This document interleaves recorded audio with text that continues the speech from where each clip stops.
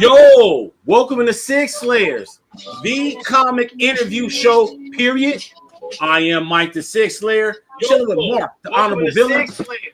What we got? We got that feedback. Yo, Mark, the Honorable Villain, what up, baby? What's up, Mike? We got some top tier guests tonight, man. We got a superior writer, and we got two powerhouse pencilers, man. Speaking of which, we also have a powerhouse panelist with us, renowned DJ and curator of Collections in Black exhibit. We have with us tonight, all night, DJ Big Phill. What up, man? How you doing, brother? I will say this: it is a pleasure to be on here. Sig Slayers is one of my favorite shows, and I'm so looking forward to what we got in store for the people tonight. It's going to be incredible. And what we have in store, we got 3 guests. So we want to go live tonight, guys, because it is Sig Slayers 100. That we've made it to 100 episodes, all because of you. And because we are one of the premier interview shows every week, we didn't want to give you one interview today. We wanted to bust y'all top of the head with 3. All right. So we got the powerhouse of penciling, Doug Mahnke, in the house. I can't believe the Ledkilla is going to be killing the lead tonight live. Ken Lashley will be joining us. And one of the rising stars of all the DC comics, Green Lantern writer himself, Jeremy Adams, will be joining us tonight on Sig Slayers. Now, we made it 100 episodes, guys. And we've interviewed some. Thank you, man. Thank you. We made it, right? And we've interviewed some heavy hitters through every Thursday. Check us out every Thursday, 4 o'clock Central. 4 o'clock Central. Mark, 100 episodes. You've been around for a big chunk of them, dude. Yeah. Well, what's been the highlight moment of moments for you, Sig Slayer 100? Man, you know I love the biggest moment that I love out of every interview is when it's finally done, when it's finally over and it's recorded, and it's like, okay, there's no technical difficulties. You know, man, we've gotten through interviews and it's like, oh man, like something happened or the internet goes out. But we've had top hitters like Todd McFarlane, Eric Larson, we've had Mark Bagley, and we had some of the older cats like Steve Englehart, Jerry Conway, Jim Starlin, some of like the more indie guys close to my heart, the Hernandez brothers, man. And if I'm thinking about one moment that I really liked, that when we get behind the scenes, I really liked when Bill Morrison told us the secrets to character design, man. Yeah, and like he was just opening like gates, right? Opening gates in my mind that made you realize like how animation works, how character design works, what goes into the thought process and development of making a character, you know? True indeed. I want to tell everybody that's watching on Instagram, shout out to my man Martin767. Thank you. You love our intro, and thank you so much for congratulating us. If you want to join the party, guys, head over to Sig Slayers on YouTube. We love that you're watching on IG. I want to make it available to IG. That is probably our most engaging platform right now. But head over to Sig Slayers Station on YouTube because we're about to have a ball tonight, and we're going to talk about ball tonight. And just like that, it's the week 1 of the NFL season, and Dallas is 14-13. So Philly just tied it up real quick. So we're gonna be talking. We're gonna be talking with the Ledkilla football later on. But guys, since we're still celebrating and basking in the glory that is Sig Slayers 100, I wanted to share my favorite moments from Sig Slayers. But before we do that, guys, we are giving away a prize tonight, and so the giveaway hashtag tonight is Sig Slayers. Hashtag Sig Slayers. I'm collecting comments right now. Hashtag Sig Slayers. Let us know in the chat where you are watching from. I will announce the prize at the end of the night. And unlike Stash Wars Live, guys, regardless of what the entries are, we're going to run it. So we will have the winner tonight. We will be drawing the winner tonight. Somebody must win in Sig Slayers 100. What's up, Big Phill? So can I ask you what is the prize, or we're going to Say what that is later on. We're gonna unveil that later on. Okay. We're gonna unveil that later on, but it's definitely gonna be something nice, and people are going to like it. Right. Okay, so yes, sir. So let me ask you this: the one thing I do want to say real quick though is that I do want to congratulate you on having 100 shows. And I think that is not a small feat whatsoever. And I think people need to respect that, and the fact that the way that y'all run y'all show is just it's just incredible from start to finish. Like when I first came on the show, there wasn't any weird moments. Sometimes you go on these shows and people could be a little weird or whatever. We were just able to lock in real early. And my favorite moment on Sig Slayers was the episode that I was on, obviously. Okay. That was my favorite moment. And I feel a certain way that wasn't y'all favorite moment either. Like I feel like I should just unplug and get up out of this joint already. No, man, no. Well, that's a perfect segue, Phil, because you're gonna see why. Here's some of my favorite moments.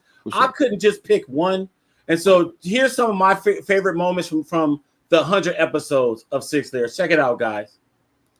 Rock stars, actually. We're going to roll the clocks back to 1982, Wolverine Volume 1. Let's fast forward.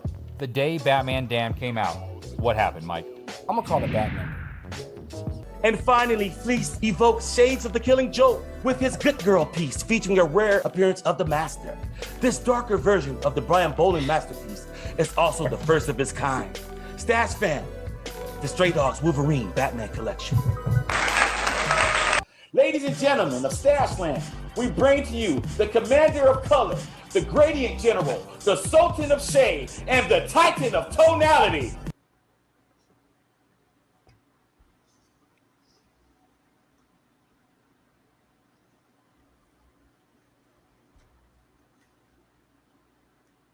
The Sig Slayer has achieved 513 signatures in 2023. I want to talk about famous Star Wars movie and moment.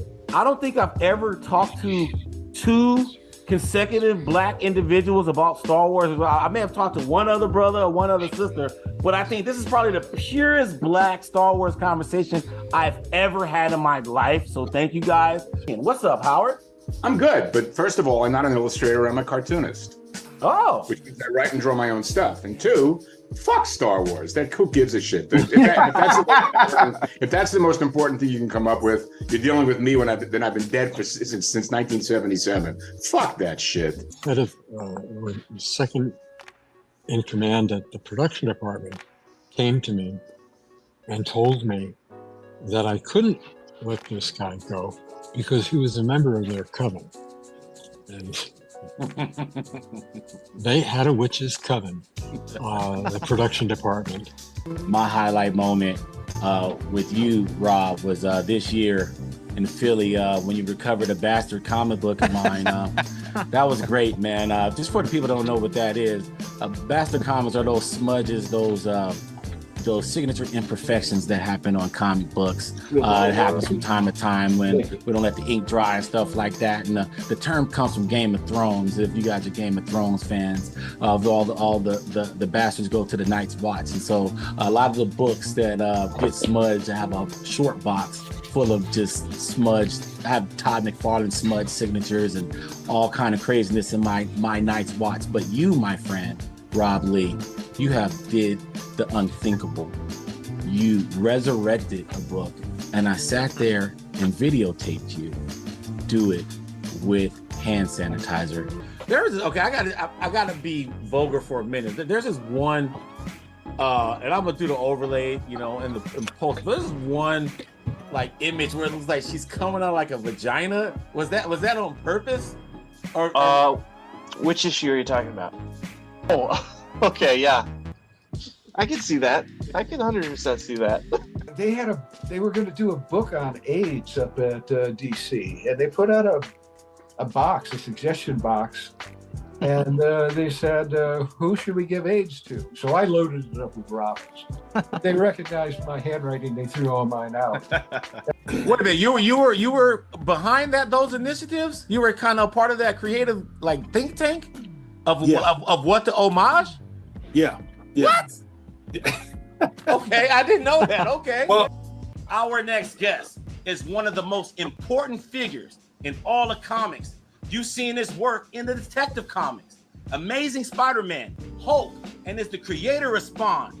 He is one of the founding fathers of Image Comics. I repeat, he is one of the founding fathers of Image Comics. Ladies and gentlemen of the Stash Land, we bring to you the Todd Father, Todd McFarlane. Todd, what are you guys doing? Man, those are my moments, man. I'm gonna clap up for that, man. That spans from 2020 to 2025, man. All those clips from 5 years ago, man. From 5 years to now, man. And those are my favorite moments. I couldn't pick one, but as you can see, man, there was some fire moments in there. I will say this, if I may. I don't know what that beat was. I was playing on that Rodney Barnes segment, the Star Wars segment. That was crazy. There were some bangers on there. It was crazy. Sig Slayers originals, baby. And those. Did you make those? Me and my brother made those tracks, man. Yes. Hey, I don't know which one. I don't know which one. It could have been my brother. Hey, we got a rap, man. Shout out to my man Beatty. My man Beatty got a joint dropping with Bodie James tonight at midnight. I'll send that over to you, man. So we over here working too, baby. You know how that we over working. Hey, and I'm gonna tell you what was great storytelling that you did. I can't help it. That's the director in me.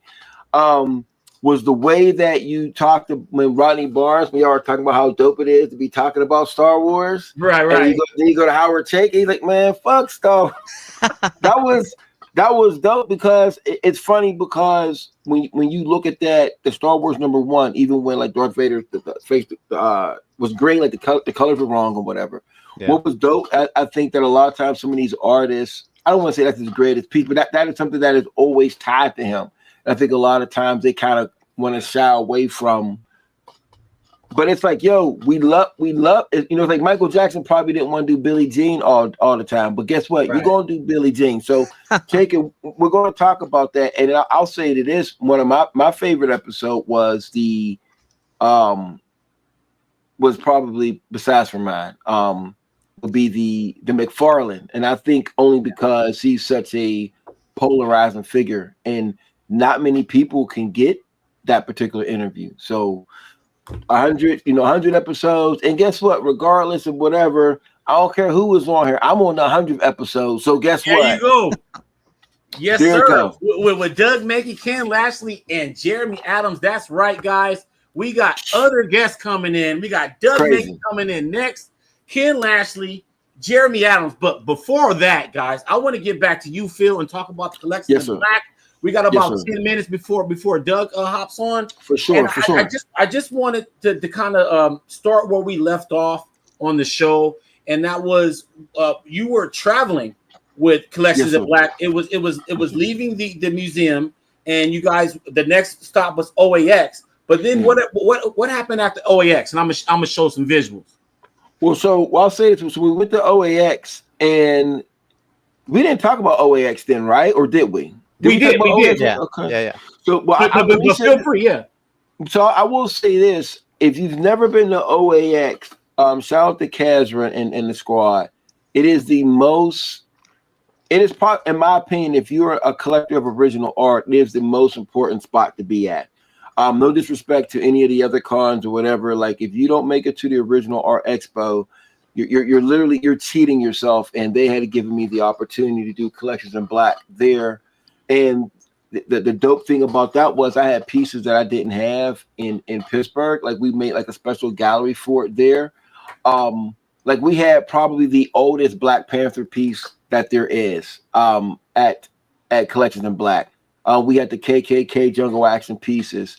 We had the very first time Luke Cage was in the tiara, the first time he was in the suit, when they made what's his name on that's the brother from the Daily Bugle, where they showed where he was white at first and they switched and they made him black. It was just incredible pieces that the biggest collectors the Kirby Foundation, they all came through and dropped some pieces off for me. So like I just want to say, man, that's an experience that I'll always remember. And OX is coming back in February, and I have a 5-part series behind the scenes of OAX that's going to be the most amazing thing you're going to see. So I think we're dropping that next month. And they're not little 5-minute pieces. They're like 20, 25 minutes. Like you can put it together and you're going to have like a 2-hour film about Collections in Black behind the scenes at OAX and just OAX in general. What are you doing today? Fantastic. I messed that up. And we had a showing in Charlotte, and that was incredible. Well, I had a showing of the film in Charlotte, and at that particular point, I met a sister by the name of Joanne. Incredible sister, man, who's over the 919. I may say it wrong, the 919 galleries. If I say that wrong, charge it to my brain and not to my heart. And we were chopping it up about me coming in 2026 and doing a big gallery at her, doing a big Collection in Black exhibit there. But we also decided that, you know, we're going to do a pop-up next week. I'm going to do a pop-up next week there. It's going to be a 1-day event. We're going to screen the film. Not only are we going to screen the film, I'm going to bring some art there as well. And I'm probably going to have like 20 pieces there. And also, I didn't know that Stephanie Williams lives in Charlotte, and she's actually going to be on the Collections in Black live show on Black Comic Lord's YouTube page. Okay, yeah. And so we're going to do the show on Thursday night, and then she's going to join me in Charlotte on Saturday night, and I'm going to we're going to do like artist talk that I'm going to do. I'm going to be part of artist talk, and hopefully she's going to bring some of her new book. She's an incredible person, an incredible writer. She was on my panel at the Baltimore Con, and it's just, Collections in Black, man. We got some more things on the horizon, man. It's about to be real serious. I did the I got the respect. Now it's time to get the money. Oh, and I got a comic coming out too. Shout out to my man Yuko Smith. That's going to be dropping real soon. If you're not familiar with Yuko, he's an incredible artist. And we got a book coming out titled The Forgotten. I got a book called The Forgotten. I'm writing The Forgotten. He's going to do the artwork, and it's going to be incredible. Hey man, shout out to Space Case Collectibles. Shout out to everybody that's watching on YouTube and on Instagram. But let us know what y'all thinking about the show so far. This is Big Phill talking about Collections in Black. You got a big event hopping off next week in North Carolina, man. And I'm gonna show that again real quick. Let me take this off. Let me show that again real quick. And if I can, I know we got these other guests coming on too. One of the dopest things about OAX this past, when I went the last time, there was a moment, to have Dennis Cowan there and have Dennis Cowan come in and to see Sanford Green's original Bitter Root pages and just kind of, in awe as to how dope they are, and then to have him go through and look, and like I had the first image of Killmonger, and to have Cowan talk about how that was the first, that was the first thing that he copied that page, just kept drawing it when he was younger. And it was just to have those moments was dope. But I'm gonna save some of the information for the film series we got coming out. Collections in Black OAX behind the scenes is gonna be incredible. But if you're, go ahead. I'm sorry. I'm sorry. I was gonna say, do we still have time for more questions? Yeah, man. We good. We're good until Doug hop on. Okay. Word.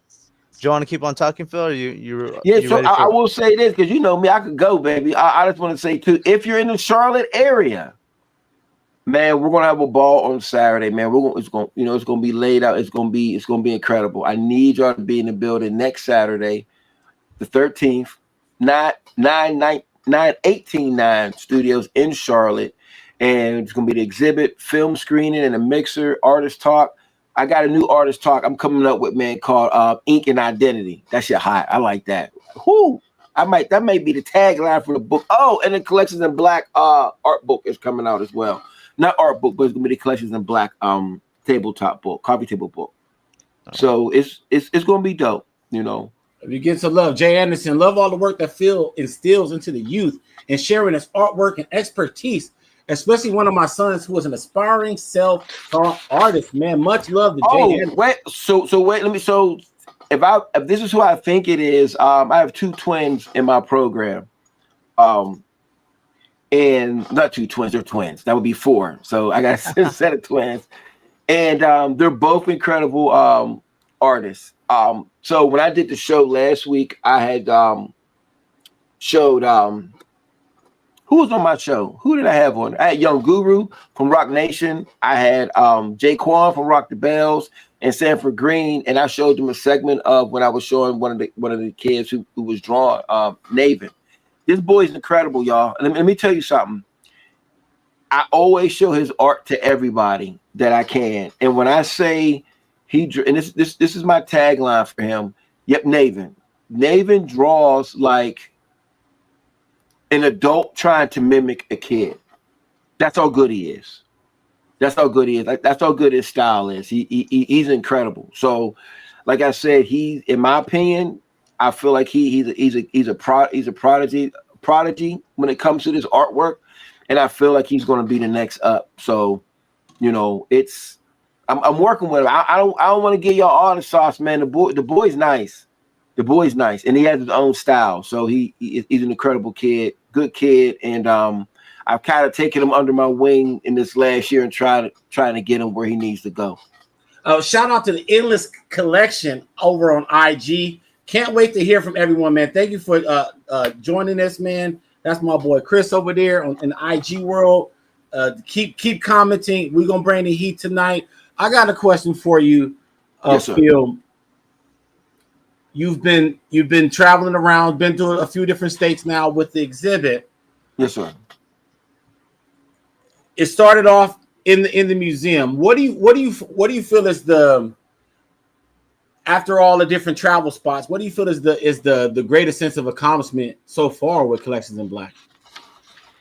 To be honest, I think it's just the continuation of educating people about the culture. For me, it's never been about me. It is mine. Like, don't get it twisted. It is Big Phil's Collection in Black all day, but I'm not a self-appointed anything. You know what I mean?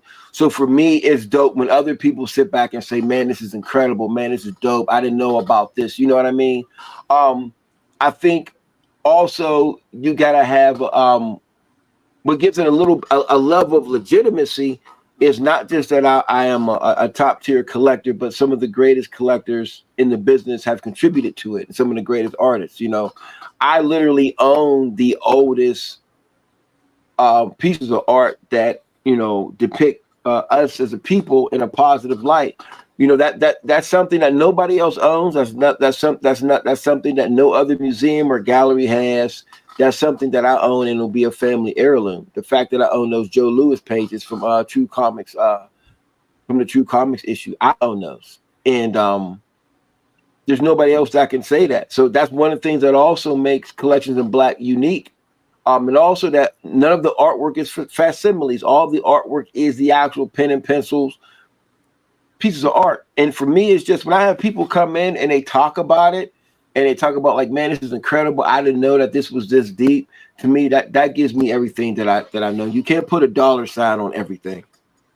Yeah, yes, sir. Okay, so now I got, you know, this is a collector show, collector format, man. Obviously, you're one of the top comic book collectors and comic book art collectors. Yes, but sir. Let's talk about comics real quick. Where's your forte? Where's your sweet spot? What do you like to read? What is your favorite character? Tell us a little bit about that. So even though I'm all about the culture, I'm kind of all over the place when it comes to comics. To be honest with you, I have, you know, favorite artists, favorite writers. My favorite books that I read this year was Bitter Root. The new Bitter Root was just incredible. I thought it was just an incredible piece. And then what was the other one? Yeah, Bitter Root was crazy. Let's talk about Bitter. And I'm going to say this too. I feel a certain way. Shout out to my peoples, Jennings and Sanford. They did in the back. You know how they did like the Mississippi pages? How they did like all the people missing? I was born in Holly Springs, Mississippi, and I feel a certain way that I didn't make it in the back of all of that, you know. And John Jennings, you were in Collections in Black. You had a whole wall. So we're gonna talk about that. So if I'm not in the third iteration of this, and them is my homie, so I can do that. You know what I mean? But I want to say that Bitterroot, the new Bitterroot was one of them. I also like what was that? Avengers versus Aliens. Yeah. I thought that was real good. I don't necessarily like the last issue, but I'm also a what's his name is my with Assad Ribbit. Yeah. Ribbits is matter of fact, I have 2 Secret Wars pages. I actually got the page where T'Challa is fighting Doctor Doom in the new Secret Wars. I have those pencils. I have those pages. Oh yeah, I'm not playing around. Asar Ribbage is probably one of my favorite artists. Him, and it's funny. Shout out to Matt Detail. I'm gonna say Matt's name wrong because Matt is like the handler of Ribic, DeMeo, and Bianchi. You talking about Matt DeTulio? Yes, that's my guy. Okay. And that's like a 3 for him to have all 3 of those guys is crazy. And that's another guy that I kick it with at OAX. That's my man right there. He's good peoples. And you know, Ribic drew the Avengers book. And so I mean, and there's a couple. So for me, I'm just all over the place. Like I like the art and the writing to match up. I'll be very honest. Like if for sure, I need them both. So there's and also Philadelphia is another book of mine that I shout out to Rodney Barnes, man. Yeah, Philadelphia is another book. So I'm all over I'm kind of all over the place with it. Mark, I gotta ask you this. What's up? You know, the collection is almost like a natural resource, ever evolving, ever growing, and stuff. Yeah. So what are we out now? We're in 2025 on the back 9 of the year. What's like the hottest piece in your collection, like that you've acquired? Not this year, but overall, like you know, if it was Gollum and it was your precious. I don't know, man. That's a good question. That's a good question. I kind of like that I got that like brother piece to yours. I keep on getting like brother pieces to Mike's. Like we have that Batman #1 page. Yes. And then this one too. I got this one recently. You got it in a frame. Yeah, I got the black glove one. Oh, that's dope. Oh no. But you have like the top tier best ones from those. Oh, but that one, dude, I didn't know you got that one until you already had it. So oh my god, that's such a good page. That's such a that's your top one for the year. All right, here we go. Hold on, man. Is that what we doing? Is that what we doing? What you got, Phil? You got come on, man. Bring it on. So I can solo you. Go ahead, man. We got time until Doug comes on or whoever comes on. He's putting out the black gloves. Let's go. I mean, if this is what we doing, let's do it. Go. Let's not play no games. We got a stash war on 6 Slayers 100 out of the blue. Yeah, man. We not y'all want to play these. While my man Phil is getting ready to unleash on us, guys. Just wanted to let you guys know we got Doug Mahnke coming up, Ken Lashley coming up, and Jeremy Adams coming up tonight. All right. And we are going to talk about football as well. I can't wait. I'm a football fan. We're all football fans here. And so is Ken Lashley. And we're going to talk a little bit football. And Dallas is up. But it's like no defense, man, because already Philly's in the red zone. So 17-14 Dallas. We're week 1, man. And yeah, I like that this is being time stamped in the football. Let's go. So we got my man Big Phill with the black gloves on. I'm about to blow you up right now. And go ahead. The screen is yours, man. The screen is yours. So here we go. So since he wanted to show out real quick, I said, you know, it was time. I had to get the gloves on real quick. So this is what we're going to do. We're going to go through a couple of pieces. So since I haven't had a chance to show any of this off, really, speaking of Sanford Green, I got this at OAX. He did me a Big Daddy Kane Raw. That's crazy. Sick. Got that. I don't know if you've ever seen this. I probably showed y'all this before. This is a Fua piece. Yeah. Y'all seen that joint? I want to get you some exclusives. I'm trying to warm you up for the exclusive. I want to show you something that's super crazy. So it's a sad story, but I'm gonna say it real quick. I had a homeboy by the name of I call him Tommy Gunn, and he's a super dope, prolific artist, unreal. Should have been a superstar, but you know things happen. And he was supposed to be in Collections in Black, and had some health issues, so we couldn't really maneuver and make things happen like we wanted to. But I really wanted to show off his artwork. He had a book in the 90s, I think it was the 90s or early 2090s, called Black Lion. Young brother. But make a long story short, the brother passed away. And he had actually started doing the sketches for my comic before he passed away. And and I tried to get his artwork in, and it just didn't happen. And he couldn't find it, etc. It was just a lot, just life. Make a long story short, was able to connect with the family and things of that nature. And after a long deliberation, some talking, some meetings, some conversations, they blessed me with some pieces to have. I want to honor his legacy and have some of his stuff in Collections in Black going forward. Dude's an incredible artist. So with that, I'm gonna give y'all some exclusive stuff. Y'all nobody's ever seen. I'm gonna show you how nice this brother was, man. Rest in peace, man. This guy was a monster. Look at this. Woo! Whoa, what's that? That was from a book that he was doing that never came out. That's crazy. Look at that shit. Look at that, man. That's crazy. Unreal. Now it's part of Collections in Black. We're not done. Did he have a title for that book? What was that book called? That shit is fire, bro. God, man. That's all pencils? That's all pencils and ink. So he was doing on this. So this is another page from it. So he was doing like this black, Afro future. You know how people all do that, Jones or whatever. You know what I mean? But if you look up here up top, you can see those guys were on machines. I don't know if you can really see it with the arrows pointing down or whatever. Like this is It's just his artwork was just unreal. Hold on, I'm gonna grab some more of my man's work. That won't say some of it for the exhibit. Like he was just my man Tommy Gunn was a monster with it. Look at that shit, man. Woo! Wait, look at that. Just look at that, man. Unreal. Wow. Unreal. Wow. And let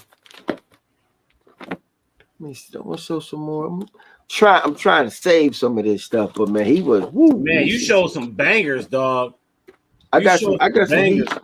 I got some heat, and so I'm also a collector of all. Let me see if I can find this. This is one that I want to show y'all. Like him just doing like, oh, this one right here. Now it's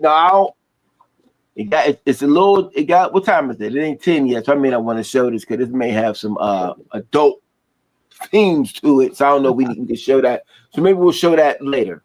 Okay. I'll wait till later to show that joint. But yeah, he was a monster. And then so I want to show you something too that I've been collecting. I'm starting to getting. Billy Graham was one of my favorite artists. Rest in peace to Billy Graham. Also, he did a book and it was an epic, fantastic adventures or whatever it was. But like how when Marvel and DC were doing these books that had like 2 and 3 different stories in them. The anthologies. So then, thank you, my brother. So there was this one book that he did, and I'm trying to get all the pages. He's the one that did the KKK Black Panther pages. Mm-hmm. And he did there was this one book that talked about, and it was about racism. So I'm all about collecting all the culturally relevant stuff, right?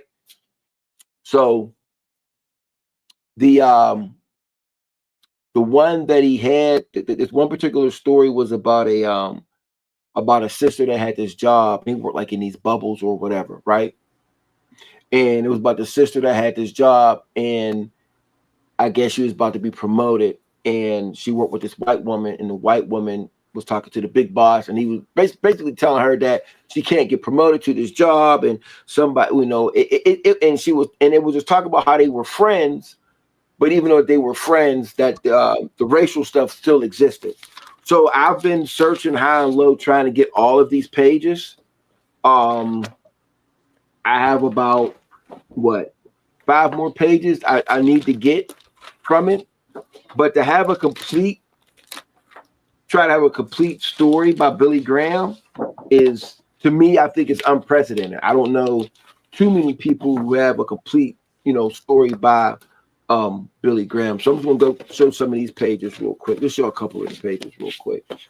So, and they're not 11 about it's Eclipse Monthly number 8.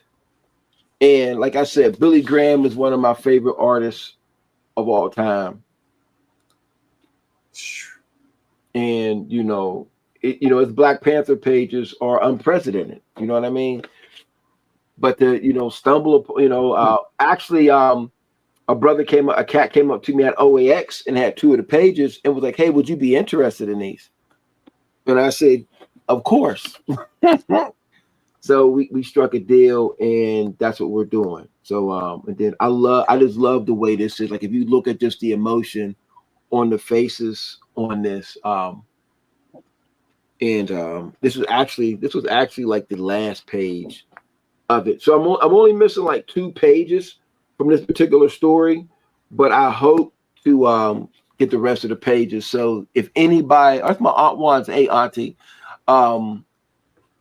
thank you.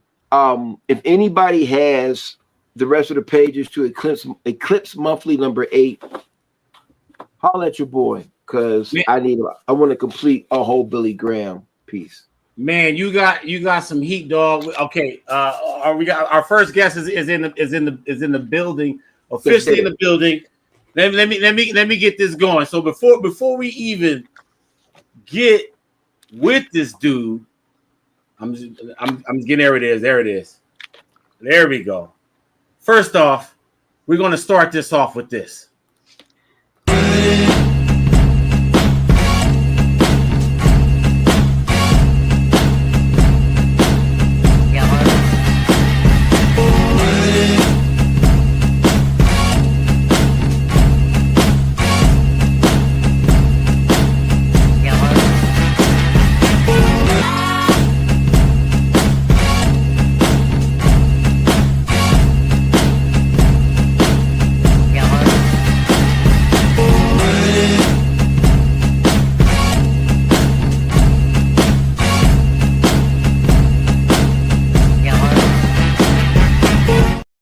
Our next guest is the powerhouse of penciling.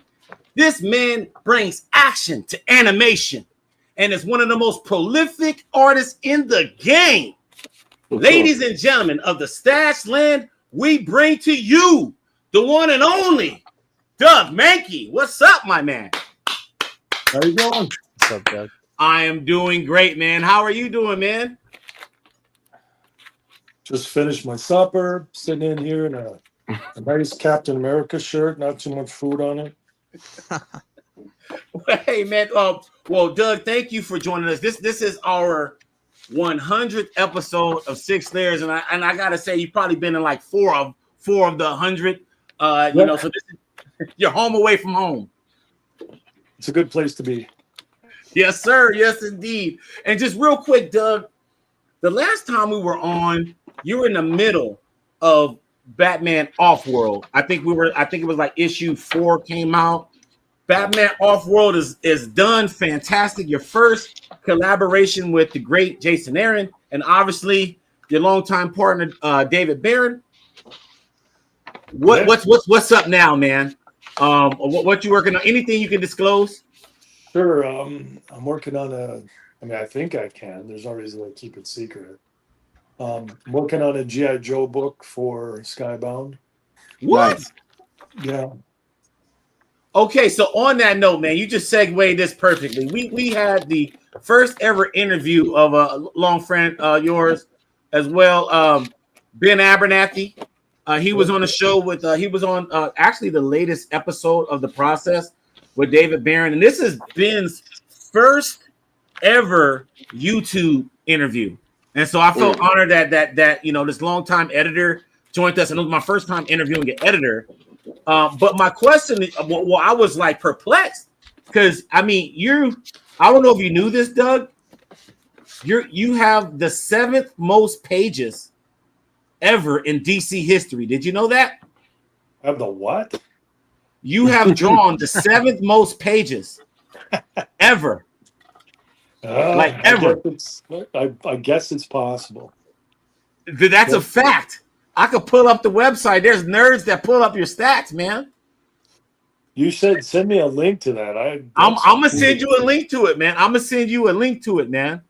It's either 7th or 11th. Because I was looking up you and Dan Jurgens. I was like, damn, you guys cranked in a lot of work. But anyway, my point is this: longtime DC guy, Energon Universe is heating up. How the hell?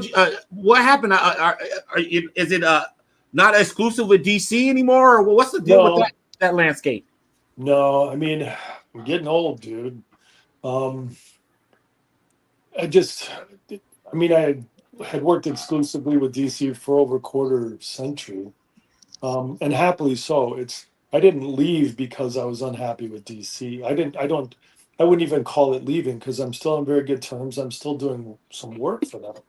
I just talked to them once. One day I was talking to Larry Gaynor and I said, Larry, if there's any chance that anyone ever wants to see me do anything other than DC stuff, I have to end my contract. And like I said, it wasn't because DC has treated me really well. I have friends there. I have friends who have come and gone. I've had nothing but a good experience working for DC. And of course, there are people who haven't, but that is not my problem. I've been treated really well. And I think I've done really well for them. So it wasn't like, I can't wait to get away from DC. It's just, I wanted to open the door so that I could do something else and just let people see me do some other characters. Like I said, if there's a chance anyone's ever going to see me draw the Hulk, I can't do it while I'm in a contract for DC. Now, I'm not doing a Hulk anything at the moment, but the point was, I'll be 63 next February. I mean, I could obviously draw till I drop, but I'm slowing down. I'm not as fast as I used to be. I'm not as productive. Can still draw pretty well, but just the concept of doing something else to let people see some things that have often been, I wish I could see Doug do this. Often it's the Hulk, or it's something like Wolverine, or something that has a lot of power to it. So we just discussed it, and I still have every intent. And in fact, I just finished my work on one of the history of the DCU books. So I did that. So there'll be more DC. I don't want to leave them. I just want to make other things possible. Mark, that segues into your question. Perfect. Yeah, Doug, I was going to say, so you said earlier you can't do everything. You slow down a little bit. How do you go into picking what projects you want to do and what you want to be involved in? Well, for example, my editor right now is Ben Abernathy, at Skybound. And I've known Ben for, I think, since Dark Horse days. I mean, he was just a young guy, and he didn't spend a lot of time at Dark Horse. But I ended up working with him at Wildstorm when Wildstorm was taken on by DC. And then I worked with him, in DC proper. So Ben and I have known each other for a long time, very long time. And it just was pretty natural to want to do something with Ben. I've always enjoyed working with him. We're friends. So just that, the opportunity just shows up. It's not too hard to find work if you have been in the business as long as I have, and you still have some viable stuff. You still have something to say artistically. Big Phill, you got a question for Doug? Oh, I want to talk. Well, are we going to talk about this animation? Yeah, I mean, we can. I mean, for sure. What you want to know, dog? What you want to know? Man, all I know is that, man, the animation pieces are crazy. I don't know what it is about that Rhino piece that just I don't know what it is, and I'll say this too. The one thing that I like about those particular pieces is that there's so much power in the characters. If that makes any sense, like I just feel like we were talking about Lashley, and I was when I look at your animation pieces, I just feel like the character like they're strong. Like I just feel like it's like you just see the strength, and even the fact that when you did Big Barda, like Barda is one of my favorite characters, and so I feel like it just may seem crazy, but I feel like there's this theme. I may be getting too deep in my curator mind, when I see the strong part, like I'm seeing you got the Rhino, you got even Batman's like super huge, Bane, and Barda is one of the most powerful characters also. So for me, like when I see that, how does that translate? So when it goes when you draw in the comics to go into the animation piece, was that just a natural progression, or do you kind of just I mean, I like comic book violence. I like powerful characters. I like all that stuff. So, and plus, like all the weightlifting cartoons or comic book stuff that I've done. Right. Yeah, it's just me just playing in my own house, just coming up with something I think is cool, and inevitably it surrounds some character, who's big and jacked, and in Barda's case, very femininely jacked, but yeah, it's just a fun way to do stuff. There's nothing dictating what I do, so I just do what I feel like I'm entertained by. Like the one that little bit that Mike put up there with like Batman on his ride and doing the Akira slide. If I literally for probably a couple of years I was thinking, man, I want to draw the Akira slide. I want to have somebody on the Akira slide. What am I going to do? And naturally it's like, yeah, and I need Batman doing the Akira slide. And eventually I get around to doing it, and then I put a lot of work into it and lose some sleep and overwork myself. But at the end of the day, when I'm done, I'm really happy about it. Right. So let's talk about that, because I mean, you're doing all of this yourself. Obviously, traditional animation has like foreground, background, assembly line type of thing. So if you was to put time, I know it's not all linear. You're not just doing it from start to finish, but sometimes if you was to put a time on it, how long does it take you to put those pieces together? It depends on some things way longer than you would expect, and some things go pretty quick. Because the more I get used to, I only play around with a couple of different tools, and it's all on my iPad, and there's Procreate, which is an artist's tool, and it's not really designed for animation, but it had an animation component, and I've become really well acquainted with, and I use it I push the limits of what you can do. But then Procreate came out with Procreate Dreams, and it still is lacking a bunch of stuff artistically, like what you can do. So, but it's allowed me to do a lot of things regarding stuff that absolutely speeds up what would otherwise take me way too long in just regular Procreate. So, it also gives me opportunity to do some animations that have some rigging to them. I don't know if you know animation. I really am not. I'm just a student of it when it comes to even understanding how professionals do it. I don't. I just do what I do. Sometimes I'm trying to do an utterly ass backwards way of getting this stuff done, but eventually it works. Like right now, I've been working on one. I haven't done anything for a while, and I finally freed up some time so that I could do some animation. And so I thought I would do some, I did a walk cycle with Absolute Batman.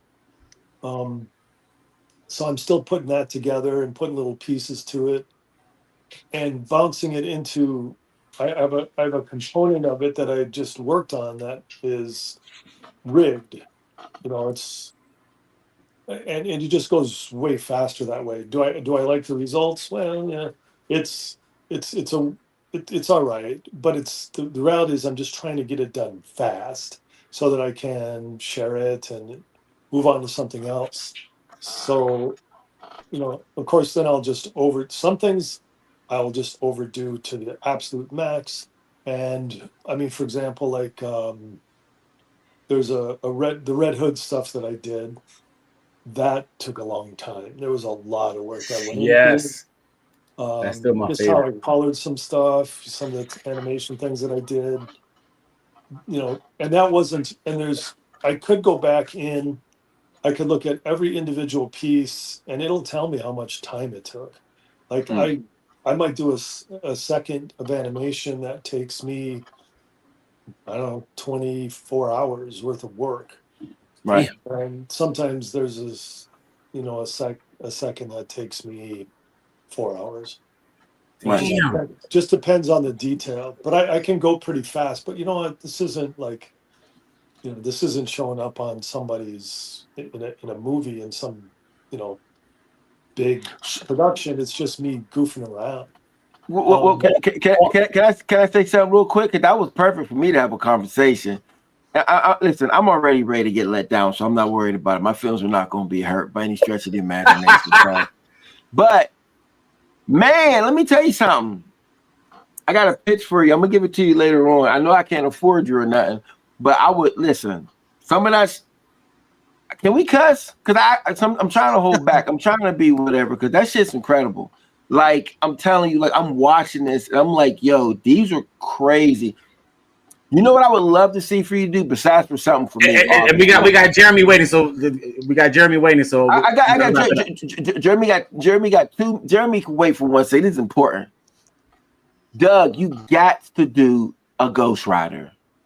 I did though, but it's really good.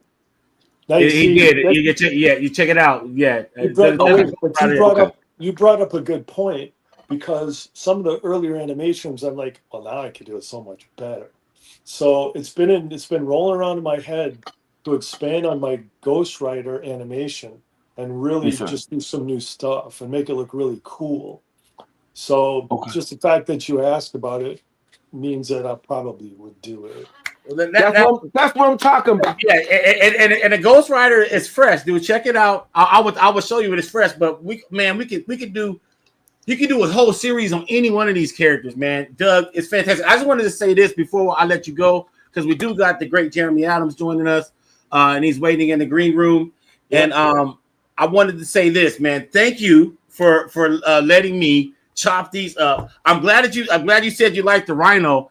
I love the Rhino too, because I spliced two of the animations together, where it was the spaceship, because that was one animation. And then the Rhino was another animation, and then so I spliced it to make it look like the spaceship was chasing the Rhino, and so thank you so much. And my favorite one is the Red Hood one, but then also my favorite one for YouTube is the Flash and Reverse Flash. Everybody go on to Sig Slayers, watch that Flash, Reverse Flash. Jeremy Adams, when you come on and when you get off, I want you to see that Flash, Reverse Flash animation by Doug Mahnke. It is insane. Doug, that's one of the best I ever did. I don't know. I was clicking on all cylinders. Yes, you were. That one is crazy. When that one was crazy. You were cooking. Doug, thank you so much for everything. I'm going to be in touch. I think David's going to be in touch, because we want you to make a guest appearance on the process, because we got that little piece that you did.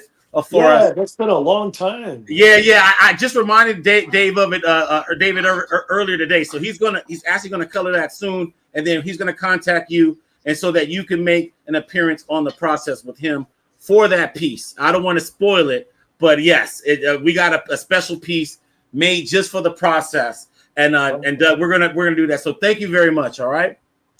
Well, thank you, and congrats on 100. Yes, sir. I will be in touch. Make some noise, man. Somebody in the comments, make some noise for the powerhouse of penciling, Doug Mahnke. Thank you so much, brother. All right, guys. I'll see you later. Peace. Yeah, I'm gonna be bothering you later on. I'm gonna holler at you later. All right. All right. So here we go. Let me get my media up. All right. We got our next guest is here. So let's get this going. Boom! Our next guest is the writer of Green Lantern, Aquaman, Flash Gordon. He's one of my main mans in all the comics. He's holding it down for DC. Some of the best animation ever, okay, he has written. Ladies and gentlemen, in the Stash Land, we bring to you the one and only Jeremy Adams. What's up? It's good to see you guys not at a store or a con, but yes. screen. Yes, I know. We're on the screen like we normally see each other, right? Well, I have like a radar, and it's like it doesn't matter where I am. I turn around, and there you guys are, waiting in line, talking to somebody. It's crazy. Man, dude, I'm sorry, Mark. Go ahead. I almost caught you at Long Beach, but you were late. You were late. Like by 10 minutes. Like 10 minutes. That's how fast you bailed? It was like 10 minutes. Pretty much. It's like, what? You're not here on the dot. I was like, I did not expect. And by the way, the Long Beach Comic Con was so tiny. The fact that you didn't wait 10 minutes. Yes. No, it started at 10. It started at 10. I think you showed up at like. My schedule had it at noon for me to be. That's why. See? That's why. So. Well. Anyway, Jeremy, I want to thank you for taking time out of your busy schedule and joining us for the 100th episode, man. Woo, congrats, guys. Congrats. Thank you so much, man. And so I just wanted to just start off with the last time we talked. Last time you were on the Sig Slayers was late last year, 2024. And you were in the middle of your Green Lantern run, and you just took on Green Lantern Corps. You were writing both, like all at once, right? And then Aquaman was just about to start. I think Aquaman started in January. And so give us some updates, man. Let's start with Green Lantern. What's the latest in Sector 2814? Oh my gosh. It's so crazy right now. The spectrum, the emotional spectrum is shattered. It's infecting people. There's some people that are, basically if they don't have the willpower to contain it, they'll explode. Other people have been manifested fractured parts of it and becoming things like the sorrow and envy. And we got an axolotl named Happy, which is really fun. And then you've got the emotional vampire, which is Starbreaker, who feeds on emotion. And he's got this grand plan to basically, him and his kin to just eat all the emotion in the universe or keep them powered up. So the Green Lantern Corps right now, as we speak, basically the Starbreaker started this gray lantern power battery. It sucked in all the universe's emotions, and our guys had no emotions whatsoever. But it was up to those, like the robots, like Jade Stone, Aya, and John Stewart's Ring, to go, something's wrong. Let's get everybody. We're going to go find a way to get some emotions. They breach the source wall. They get some emotional avatars, entities, and they're riding them like giant dragons. And they're headed back to the Starbreaker's home planet to just do some damage. That's where we are in just a nutshell. But that's Green Lantern, and then I'm doing Green Lantern Corps with Morgan Hampton. My last issue is issue 9. Morgan, right, killing it, and Morgan's taking over the helm, which is great. That was always the plan. So after this Starbreaker Supremacy event, he's got it handled, and I'll be doing stuff where my book will be. A lot of emphasis on Kyle and Hal and some special guest stars, and we'll go back to Earth for a little bit and have some fun there. And that it's going to be great. It's going to be great. Okay, so all right, Ben, thank you for that. And I'm glad you brought up Morgan. I was definitely going to bring that up because I did see the announcement that he's going to be taking over on a Green Lantern Corps. Yeah. But okay, so let's go back to the novices here, right? Yes. So people last remember. I'm talking about just the average Joe Blow person, right? Mm-hmm. The last they checked, maybe, right? They know about Hal Jordan, right? Guy Gardner blew up because of the Superman movie, right? Okay, but then after that, right, it could get kind of murky. So John Stewart's big though. He was. I'm sorry. John Stewart. John Stewart. John Stewart. Justice League. Yes, I'm sorry. How dare me? So Hal, Guy, and John Stewart. But after that, Yeah. it gets murky. So Sure. can you share with the viewers out there, what are the Earth Green Lanterns today in 2025? All right, so we've got Hal, Guy, John. Those are kind of the original guys. Kyle Rayner, who was the Green Lantern that became the Green Lantern after all the other Green Lanterns were gone, essentially. And he's got this cool power now. He can like manifest into the White Lantern, but he can only do it for a little bit. You ever saw Last Starfighter? He can like Death Blossom, and then it's like, oh crud, I don't have any powers.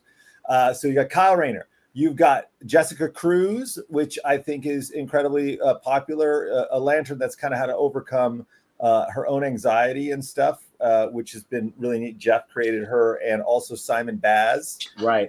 Another character. They had a run together. And then beyond that, you have Joe Mullen. I don't know if the last name is spelled Mullen or Mellon. It's like Professor Xavier or Professor Xavier. Like you grow up and you're just saying, you don't know until a cartoon comes out. So I'm just gonna say, and she's like a super detective from Far Sector. And then you have Teen Lantern, created by Brian Michael Bendis, who has this really mysterious glove that we're playing with right now. And then you also have from Philip Kennedy Johnson's run a sentient construct that John Stewart created of his dead sister. Named, what the hell? I'm sorry. Yeah. Said it like that. God Yeah. It was crazy, but I was like, well, we got to do it, So I put it in the human category. So that's all of them, which is a lot. And I explained in my run. So you didn't tell me there's a construct that's a Green Lantern? Yeah, it's crazy. And also John Stewart's ring is the like essence of his dead mom too. Like it's crazy. Philip was doing some crazy stuff. Oh man! Shout out to Philip Kennedy Johnson, man. I just not. I'm so out of the loop on that one. No, wow, he rules. So he was doing some crazy stuff. It was awesome. That's out of control. Yeah, that's out of control. There's so much going on with that. That was way too. Let's go. Let's go. Okay, so all right, so Jim, I mean, it's kind of like weirdly problematic and stuff. So we're taking those threads and we're playing with them. And the reason we have so many. The reason there were so many Earth Lanterns. I tried to explain it that the Guardians are basically like humans are the cockroaches of the universe. Like they knew if something went wrong, that the human beings, there would be enough of them that would be anti-authority or whatever, they would still be around. So in my first part of my run, they made a lantern in Earth. It was like the designated survivor lantern, that Hal ended up finding. So so they're rebuilding the core right now, and they're in the middle of a big fight with Starbreaker. I got the perfect variant cover idea. Tell me. Homage, because it's like, dude, you mentioned like 9 Earth Lanterns. Yeah, bro, that's enough for the Wu-Tang Clan, man. That'd be good. Enough for the Wu-Tang Clan. Like, dude, all the lanterns lined up like the Wu-Tang Clan with their rings. Boom. Have somebody hot do it. Boom. Call it doing all this stuff with like Jerry Simon. Why not just get the Wu-Tang Clan to come and like be on the cover? Jeremy, before you go too far, I got a concept, man. I got something, man, but I don't want to give it up just yet. I got something that would be crazy for the land. So before you go too far, then you don't say nothing. I don't want to go too far, man, because then I don't want Jeremy to be like, man, I gotta go ahead and write this shit down, man. And we gotta have a conversation. Oh, you funny. All right, hey Mark, you got a question you want to shoot? Yeah, Jeremy. So we talked about the pages. I want to talk about the screen, man. Are you doing anything in animation right now? Please. Let's get to that. Yeah. So I just finished up doing a show for Lego called Lego Dreams. They asked me to come in and kind of work on, it's out. Season 3 is out. It's really fun. It's much more kid-centric. I see you putting up the Super Sons, which I desperately want to do a sequel. That was one of my favorites. I will tell you that there is something coming in the next, probably be announced in the next 6 months, maybe.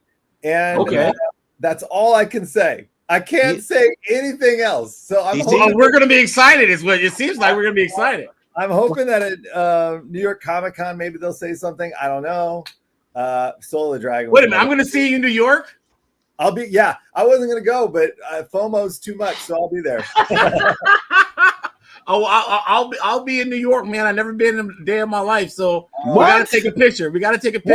It's so We'll much get fun. answers there. Absolutely. Oh, okay, so Jeremy, I'm showing this, man.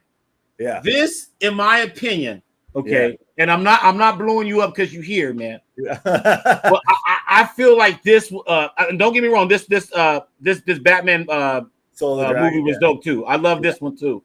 Yeah. But the Super Sons joint, yeah, I feel like that was like the cap of like an era. It ended an era. It was like so sweet. Thanks, man. And then I noticed like even the animation kind of went in a different direction artistically. Yeah. And it wasn't all bad. Some of it was good. I love the Long Halloween. That was great. But some of it was hit or miss. But this shit right here, Jeremy. So my question before I show our faces, I just want people to know how dope this movie is. Okay. How hard is it? Because I know you know. Yeah. How hard is it to produce something that you really want to do? Because I know you want to do shit like that. Yeah. Did you? I mean, I haven't told you the story behind this. So I was working on these DC Lego. They were like they were kind of kid centric. Yeah. They're fun. They're really fun. They really are fun. And this guy, Rick Morales, who is the producer for all these, and producers in animation is much more what you would think of as a director. And he comes to me and he says, "We got to do this." And he drops Tomasi's and Patrick Gleason's like Super Sons trade on my lap, and I'm like, "Oh my gosh, let me read this," And I was like, "Yeah, we got to do this. We got to figure out how to do it." So we go to Warner Brothers Animation. We say, "Hey, we really want to do this as a movie." And they said, "Yeah, sorry, Warner Animation Group, the theatrical group, they've already got dibs on it, so you can't do it." We're like, "BS, man," And we were all upset about it. And so for about probably 2 years, Rick and I we would have lunch, be like, "You know what else would be cool is if like Damien like found John's bully and like ninja stab." Like we kind of started talking about what the story would be for like 2 years. And occasionally we would ask and they go, "No, theatrical have it." Well, AT&T comes in and they buy Warner Brothers. And Rick is in this meeting and they want him to do this other movie, animated movie with somebody else. And he just goes, "Guys, can I just stop everybody real fast?" Like he goes, "Jeremy and I really want to do this other thing. Are you sure we can't do it?" And because of the takeover, they said, "Well, let's check one more time." And we get this call and it's like, "Yeah, you could do it." And we're like, holy cow. I had that outline in like a day because there's no way they're gonna pull this from us. And then I wrote that script so fast, but it was easy because we had been talking about it for so long. We had basically talked out the entire movie. And then like a month later, or they were starting to do storyboards. There was a call. They're like, WAG, the theatrical, they want to see the script and they want to see the storyboards. And we're like, oh no, this is where we get nuked, And luckily, none of it didn't happen. I think we were just too far along. We moved so fast because we knew we're in trouble if they get a hold of us. So it was one of those dream projects where we just sat there and it's one of the things that I've done I'm most proud of, but also it's few and far between that you get exactly what you wanted to do.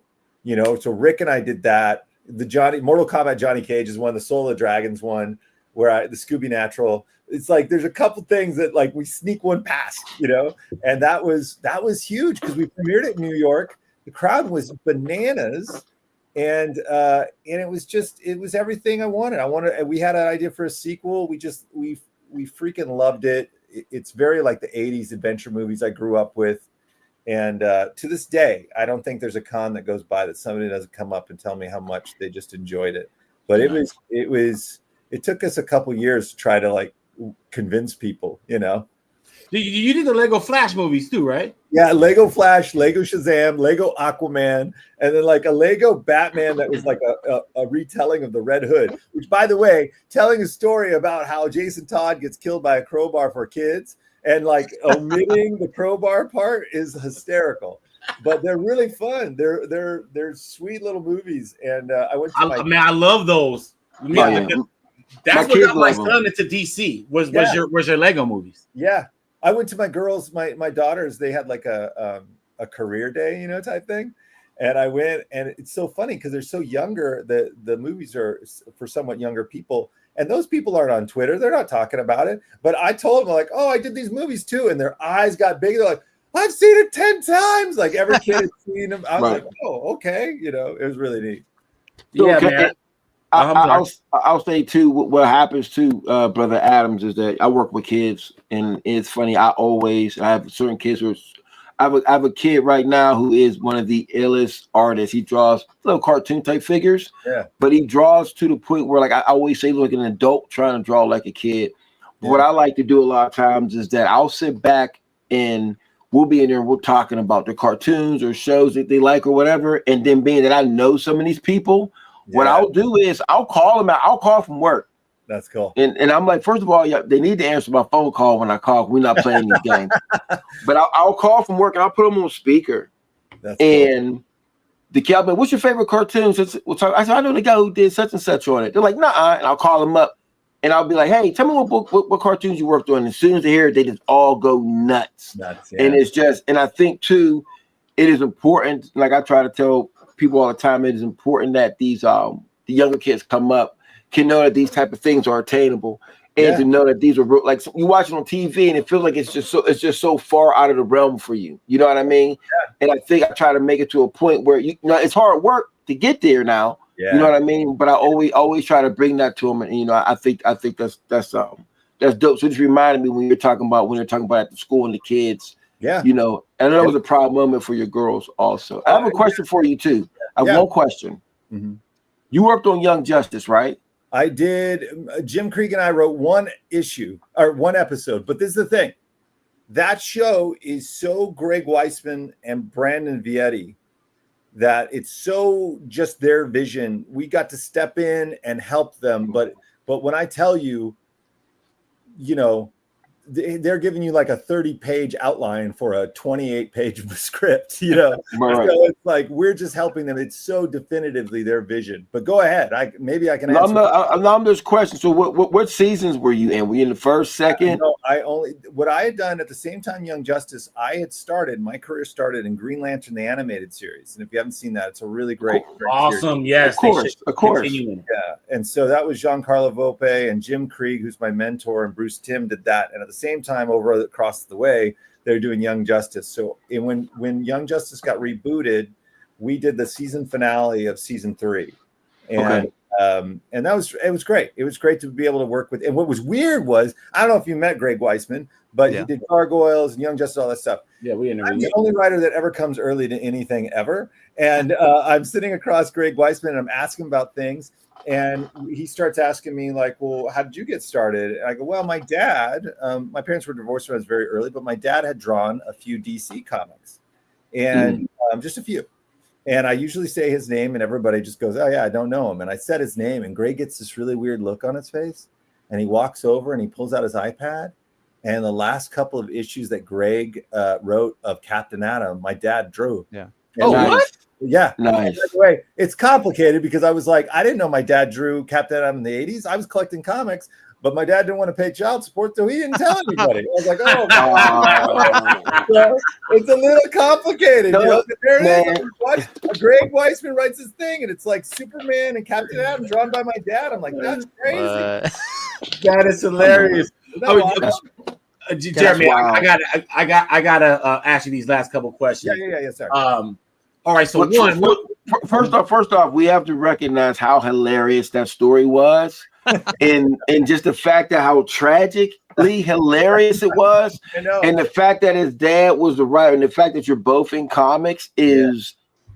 It just, you know, it's DNA, baby. It's in the DNA. Yeah. Like it or not.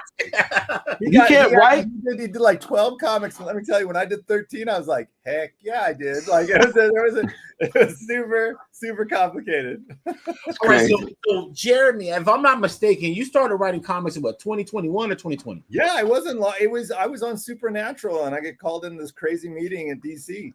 And right. It's like the reason why also I feel like we're kindred because your comic career also kind of coincides with Sig Slayers because I started in 2020, and just shortly after that, we interviewed you and Tim Sheridan, and your buddy, and then like, dude, you're coming up, we're coming up, and so I'm happy to have you here. And so my question to you, you're one of the best writers in the game. Do you have any aspirations to do like what Joshua Williamson did like a couple years ago, where he did like a company-wide crossover? Oh yeah. Would you? Man, I would love for you to do one.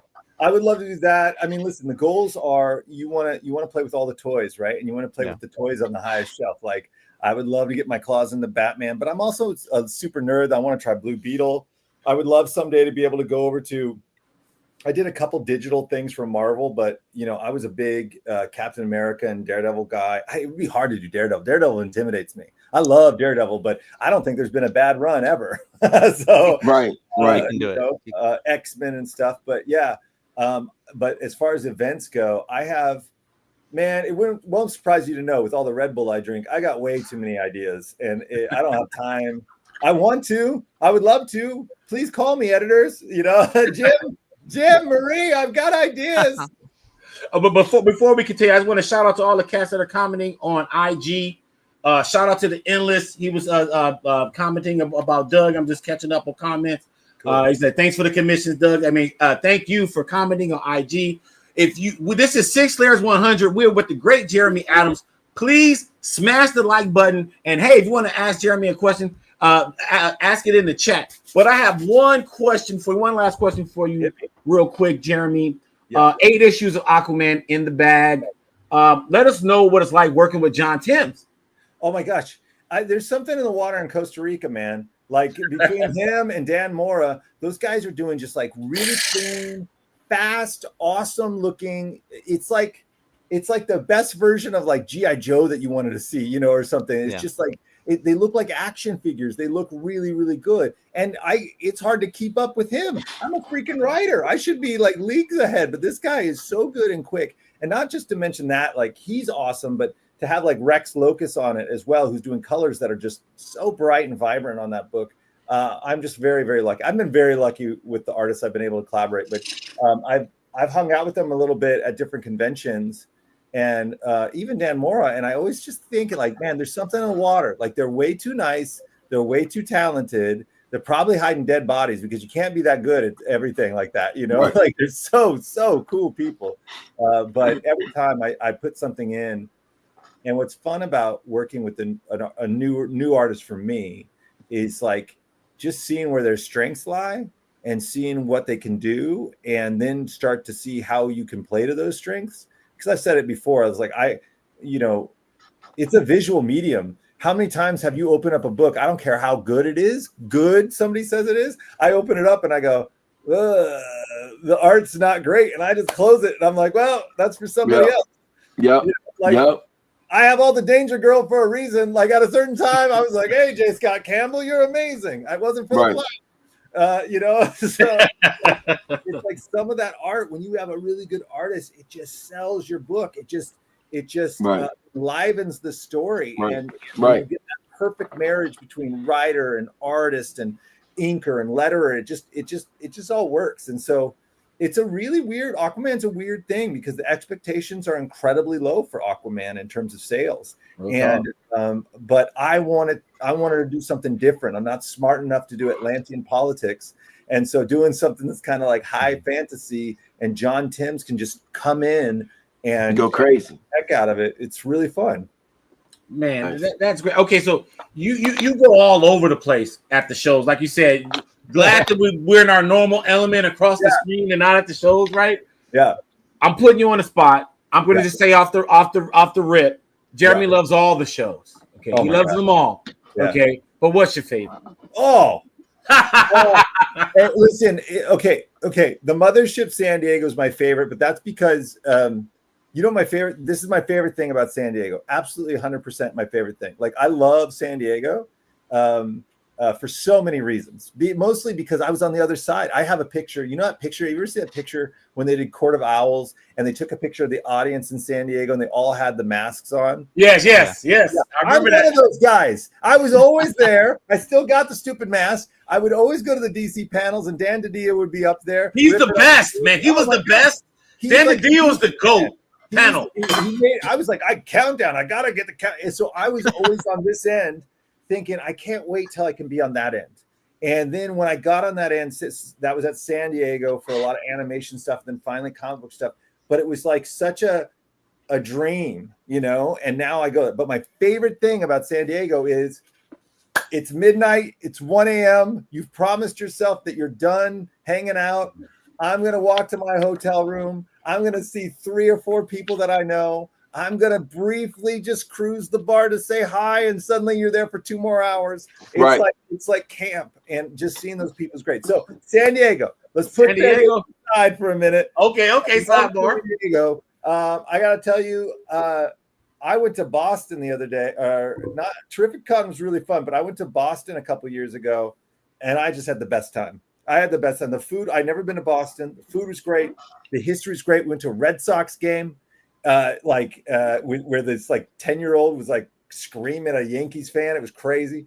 And I was like, I had such a ball. I really enjoyed that con. Oh, no. Time out. Mega Con. This is why. Okay, Mega. Yeah.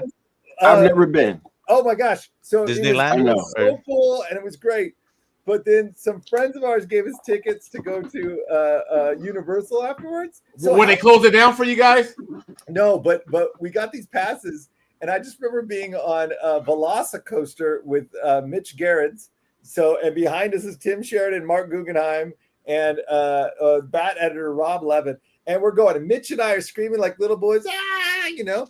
And then there was just a moment where we stopped screaming and it became intercessory prayer because that ride was not ending. And we were like, this is starting to freak me out, man. It was so funny. So it's really about the conventions are not just about the awesome people I get to meet, but when I get to hang out with these people, right. My friends, you know, and my heroes. I'm Chris Farley, man. I'm the guy that's like, hey, Kevin McGuire, poor Kevin McGuire. I badger him all the time. You remember that one time? Yeah, you remember when you did this? And then like we had dinner with Frank Miller. I'm like, hey, so you know, it's just like I'm a that was awesome. Loser, you know, I'm just a loser when it comes to this stuff, which is a lot of fun. Really, really fun. All right, so Jeremy, you got some comics coming out next week, right? Yeah. We'll let them know what's happening. Aquaman 9, which is the start of the next part of the Aquaman saga. Chapter 2 is what I'm calling it. We have, I think it's part 3 of the Starbreaker Supremacy coming out with Green Lantern Corps number 8, I think. So those 2 are coming out, and Flash Gordon is coming out, I don't know, in a couple weeks. Man, hey Jeremy, thank you so much for joining us. Man. Thank you guys. Oh, hold on, Mark, you got something? Do we have Ken up right now? Is it cool if I ask a question real quick? Ask a question. No, we don't have Ken up yet. Jeremy, if you can do one, if you're not already doing one, man, if you could do one absolute character or absolute book, who would you do? Ooh, you're talking. You see, this is a trick question. Ooh, no, I'm not saying that was a good question. I'm not saying you're already doing one, but if you could do, okay. Well, I refer to him as Captain Marvel. I would love to do like an power Captain. Ooh. Yes. Yeah. Yes. Captain Marvel. Can I say something too, Brother Adams? Yeah. When you do Ultimate Shazam, which you're probably about to do anyway. So let's get that out the way. No, I'm not getting shot by anybody at DC. I don't want to see Bleeding Cool going like Jeremy Adams confirms. Right. So, listen, it's all fanfic. You listen. You heard it first here on Sig Slayers. Matter of fact, I'm gonna go straight. Jeremy Adams is going to do not only Ultimate, Absolute. I'm sorry, y'all. We went to another Marvel guy, Captain Marvel. Absolute. We're gonna call it Shazam, right? Yeah. Absolute Shazam. We're gonna keep it in the whole collections in black, and it's gonna be with the absolute Black Adam, and it's gonna be crazy. It'll be crazy, and then we'll be really dope. Black Adam sounds hard. We do the apps. Let me tell you something. So I'm gonna make it really crazy, Jeremy. Give me a call later, man. Let me get a piece of this money. You really want to go absolute? We do the Black Lantern Corps. I love it. Hey, Jeremy, thank you so much. Thank you once again for taking time out of your schedule. Of course. I will see you in New York, brother. Yeah, you're unmissable, brother. It's nice to see you guys. Take care. Take care. Good, Jeremy. Man, that was fantastic. And on control. cue, man. On cue.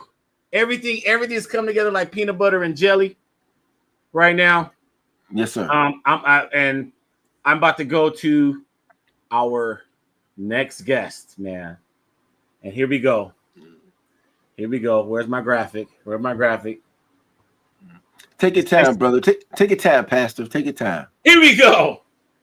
Our next guest is the artist of Predator versus Wolverine, X-Men Gold, and one of the most in-demand artists in the world. Ladies and gentlemen of the Stash Land, I gotta take this off right here. Ladies and gentlemen in the Stash Land, we bring to you the one and only Ken Lashley. Ken, oh, what he got in his hand? Hold on. Oh my God. Ken Lashley is in the my house. new sign. My new sign. What's going on, people? Hold on. Well, you know what?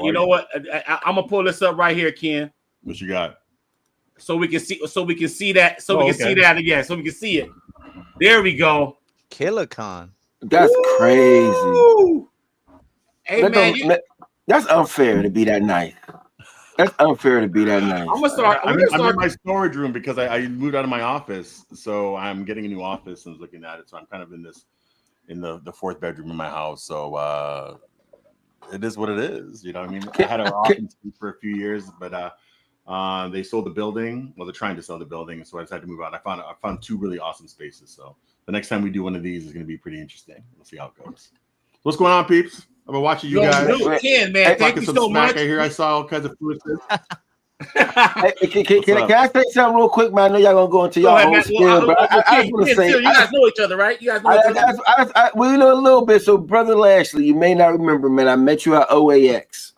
I met you, and it was me, party, and I'm gonna tell you something. And I was, in my opinion, and you know what? One thing I'm gonna say is this: I had 3 of your pieces in collections in black in Pittsburgh for the 6-7 months. And it was I drove to New Jersey to go pick the joints up from because I was like, I gotta have these in there.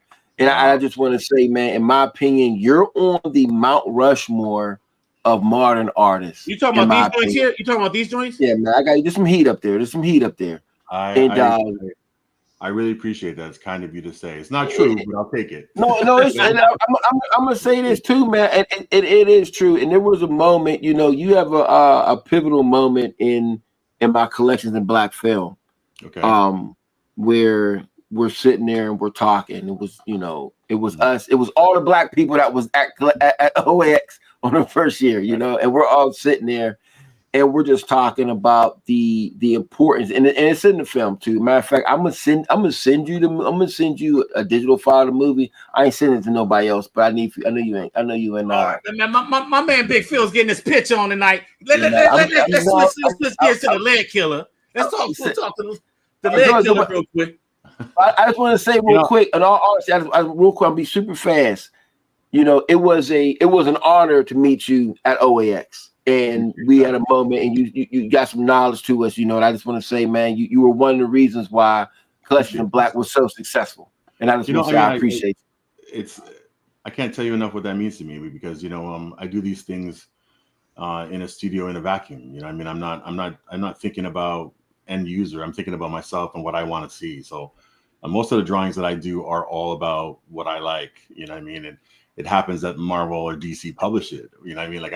I do a lot of things that a lot of artists probably I wouldn't do earlier in my career, but I do it now where I make decisions. I just go, well, I like this part, so I'm gonna do this. I'm just gonna do this. and and sometimes you feel it doesn't resonate. Sometimes people don't see it the same way, and they like a different part of it. But when you hear someone give you some kind of that kind of accolades, you think to yourself, I appreciate it more than right? Because when I first started out in this business, I didn't see too many faces like my own. Right. And to see how many young guys now are collecting and buying stuff, and it's an amazing thing to see, and I'll tell you a highlight that is probably not what you think it's going to be, but it's quite bizarre for me. I got asked to be on the Marvel Day at Sea. So they were asking a cruise ship. They had a cruise ship, and it was like, oh, we're gonna have this Marvel artist. It's a Marvel cruise ship, and it's around the same time as Black Panther came out. So Black Panther was in the theaters, not at home. You couldn't get it anywhere else but to go in the theater. So I get invited to this cruise ship to be the Marvel professional. So I'm on the cruise ship. Now I want to put it in perspective. Like, Black Panther was a hero for people of color. It was never like, when I did all my sketches, I very rarely did a drawing of Black Panther that wasn't for a person of color. On this cruise ship, because the movie just came out, there was nothing but love for Black Panther and little white kids wearing Panther gear running around. Right. And it was like, it was an emotional experience. It was more emotional than I thought it would be. Right. And I remember thinking to myself, oh, I never thought the day would come where I'd see a Black Panther movie, first off. I got to be perfectly honest. That's real. That's real. And then to see it be embraced like that. And this is the weird thing, because it was Marvel Day at Sea, they ran that movie like 7 times a day in all the different theaters. So I saw that movie like 30 times over those 4 days. I went and watched it all the time. All the other movies were playing, but every time I looked up, oh, there's Black Panther's playing, let's go see it. You like, go see it in different theaters. And I remember how crazy it was, because part of being the Marvel Day at Sea is that you are the Marvel representative. So when you're on there, you're the Marvel guy. They see you.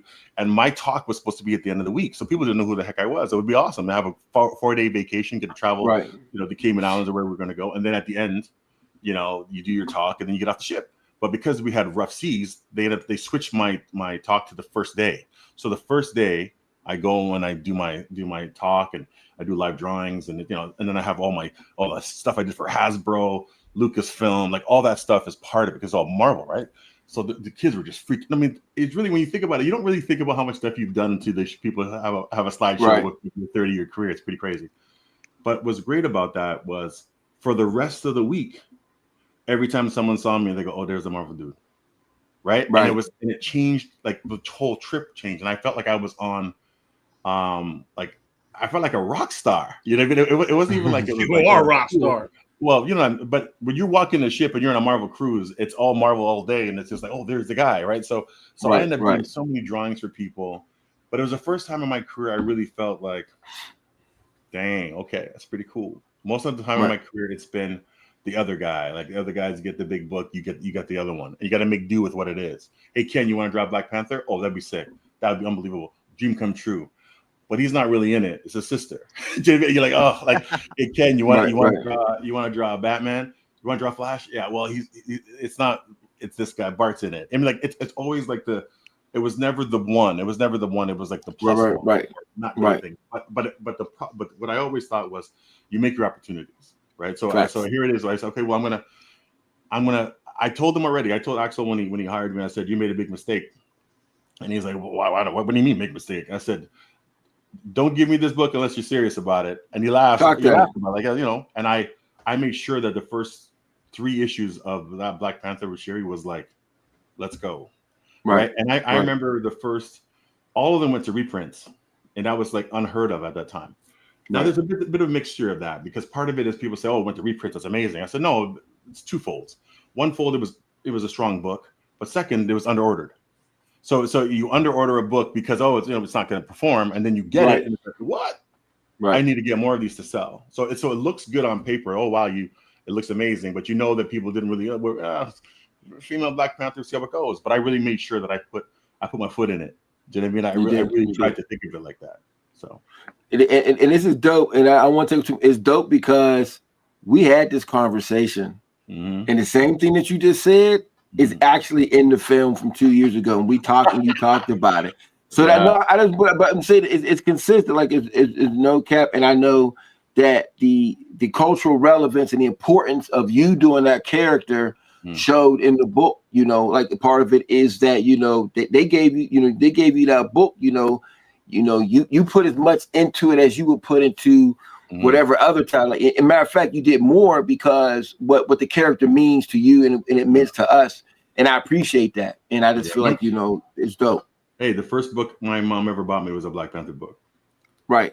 And she it's the first one I really remember because he was fighting these guys in these white hoods. I don't know what was happening here, but as a kid in Canada, I didn't understand what was happening. I didn't really understand it. Racism, like Ku Klux Klan, I didn't really understand. But I remember I have that book, the most classic, right. Black Panther tale, Jungle Action. I have that book. Like I had that book, and it's all my copy's all chewed up. I love that. Right. And that's what really one of the things that I used to buy. I used to really love those kinds of books. Those kinds of drafts. People that really could draw, and that's probably where my first love came from. That So Billy Graham. So when I met his granddaughter when I went to see Wakanda Forever, and I'm sitting there, and where all the artists are sitting together.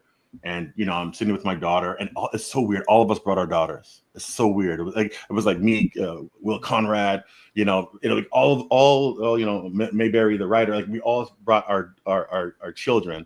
Most of us brought our daughters. And Mary brought a son. So we were just talking, and then we were talking to her in the area that we were sitting in. As soon as you came into the bowl, we were the first two rows. So we were like in the middle of the theater. And they put us there on purpose. It was like you couldn't. Everybody who came into the bowl was 5 feet from us. My daughter was freaking out. Oh my God! There's Michael B. Jordan. There's this. There were just all of these people came right beside us, and they all looked at us like as if they were told by Marvel, those are the guys. Like those 2 rows of people are the people that built all this stuff, did all this drawing. So even Cougar came right up, looked right at me, and my daughter was like, "Do you know him?" I said, "No, I don't know him." But it was that moment of like these are the Marvel artists. These are the Marvel artists. And I remember sitting there and feeling. I don't know if the word is. I can't even describe what it felt like. It felt so surreal to be to be watching a movie where the choices that I made 20 years ago about what her costume should look like in the helmet and see it on screen. It is an amazing thing, and see your name in the credits of a Marvel film. Sure, people will say, "Oh, it's not my favorite Marvel film." I said, "I could care less." I'd be like, I'm so. It was such an amazing experience. I can't tell you enough what it meant for me in my career, and it was an emotional experience to see that movie on screen. And I can't tell you enough. I wish every artist who works in comics got a chance to experience that. I mean, to sit there and see your creation come to life, and share that with your family. Because my daughter wasn't born when I did those books. Like she wasn't born. So it was like, oh, that's. But it is, and I love children and how they think. Because my daughter was like, I'm saying, oh, because you're so preoccupied with certain things. Like, I hope my name is in the credits. And she's like, I'm gonna invite you all here. I'm gonna invite you all the way here and not put your name in the credits. That's ridiculous, Dad. I said, I love you, but that's not true. Just hold on a second. And when I saw my name, it was an emotional experience. But let me tell you how the universe works. My mom has onset dementia, and this would have been her. She would have loved the hell out of that experience. And because she was, by that time she was really deep into it at the time, so she, it was lost on her. And so as I'm enjoying this phenomenal experience with my child, all I could think about in some ways was how unfortunate it is that my mom couldn't see that based on how it started, because she's the one who gave me the first love and bought me art supplies and did all that stuff for me. And she's an educator and a teacher. So she was a hard teacher, but she was a teacher, and students loved her. But she gave me that love and nurtured it. Right. I'm always of the mindset of this is what the universe works. They're gonna give you these 4 things, but this is the one thing you got to think about. And I just love that about the world we live in. The world we live in. I mean, sure, I can say, oh, it was great, but I will say it was 95% amazing and the 5% very sad. You know what I mean? Right. So I don't know, but I love being part of it. I love being able to draw the things I've been working on. And I don't want to get in a damper and die. Be no, it's real. It's real. I wanted to switch gears, man, because you were posting some stuff on the Killer page, man. Sure. From Fan Expo Canada, dude. Yep. You were on a tear, bro. You were on a tear out there, man. I'm like, dude, you did all this? You did all this at the show? Let me tell you what happened. So Brian Stillfreeze was sitting beside me. Come on, man. Right? Come on, man. Brian, Let's go. So me and Brian Stillfreeze were sitting beside each other. Okay. And that dude is like painting stuff and making people feel silly about their skills and just doing all kinds of foolishness, right? So I was like, oh no, I'm not going to be embarrassed in my hometown. Oh no, I have to step up, right? So I started to do stuff, and Brian kept like looking over, like, oh shit, oh no, like it was like a friendly show of skills, right? Like, like he was doing his thing. And then I was like, okay, I got you. Watch this X23 now. Come on now. And then he was like, oh, look, I'm gonna do a Supergirl. I said, oh, I got you, but check out this.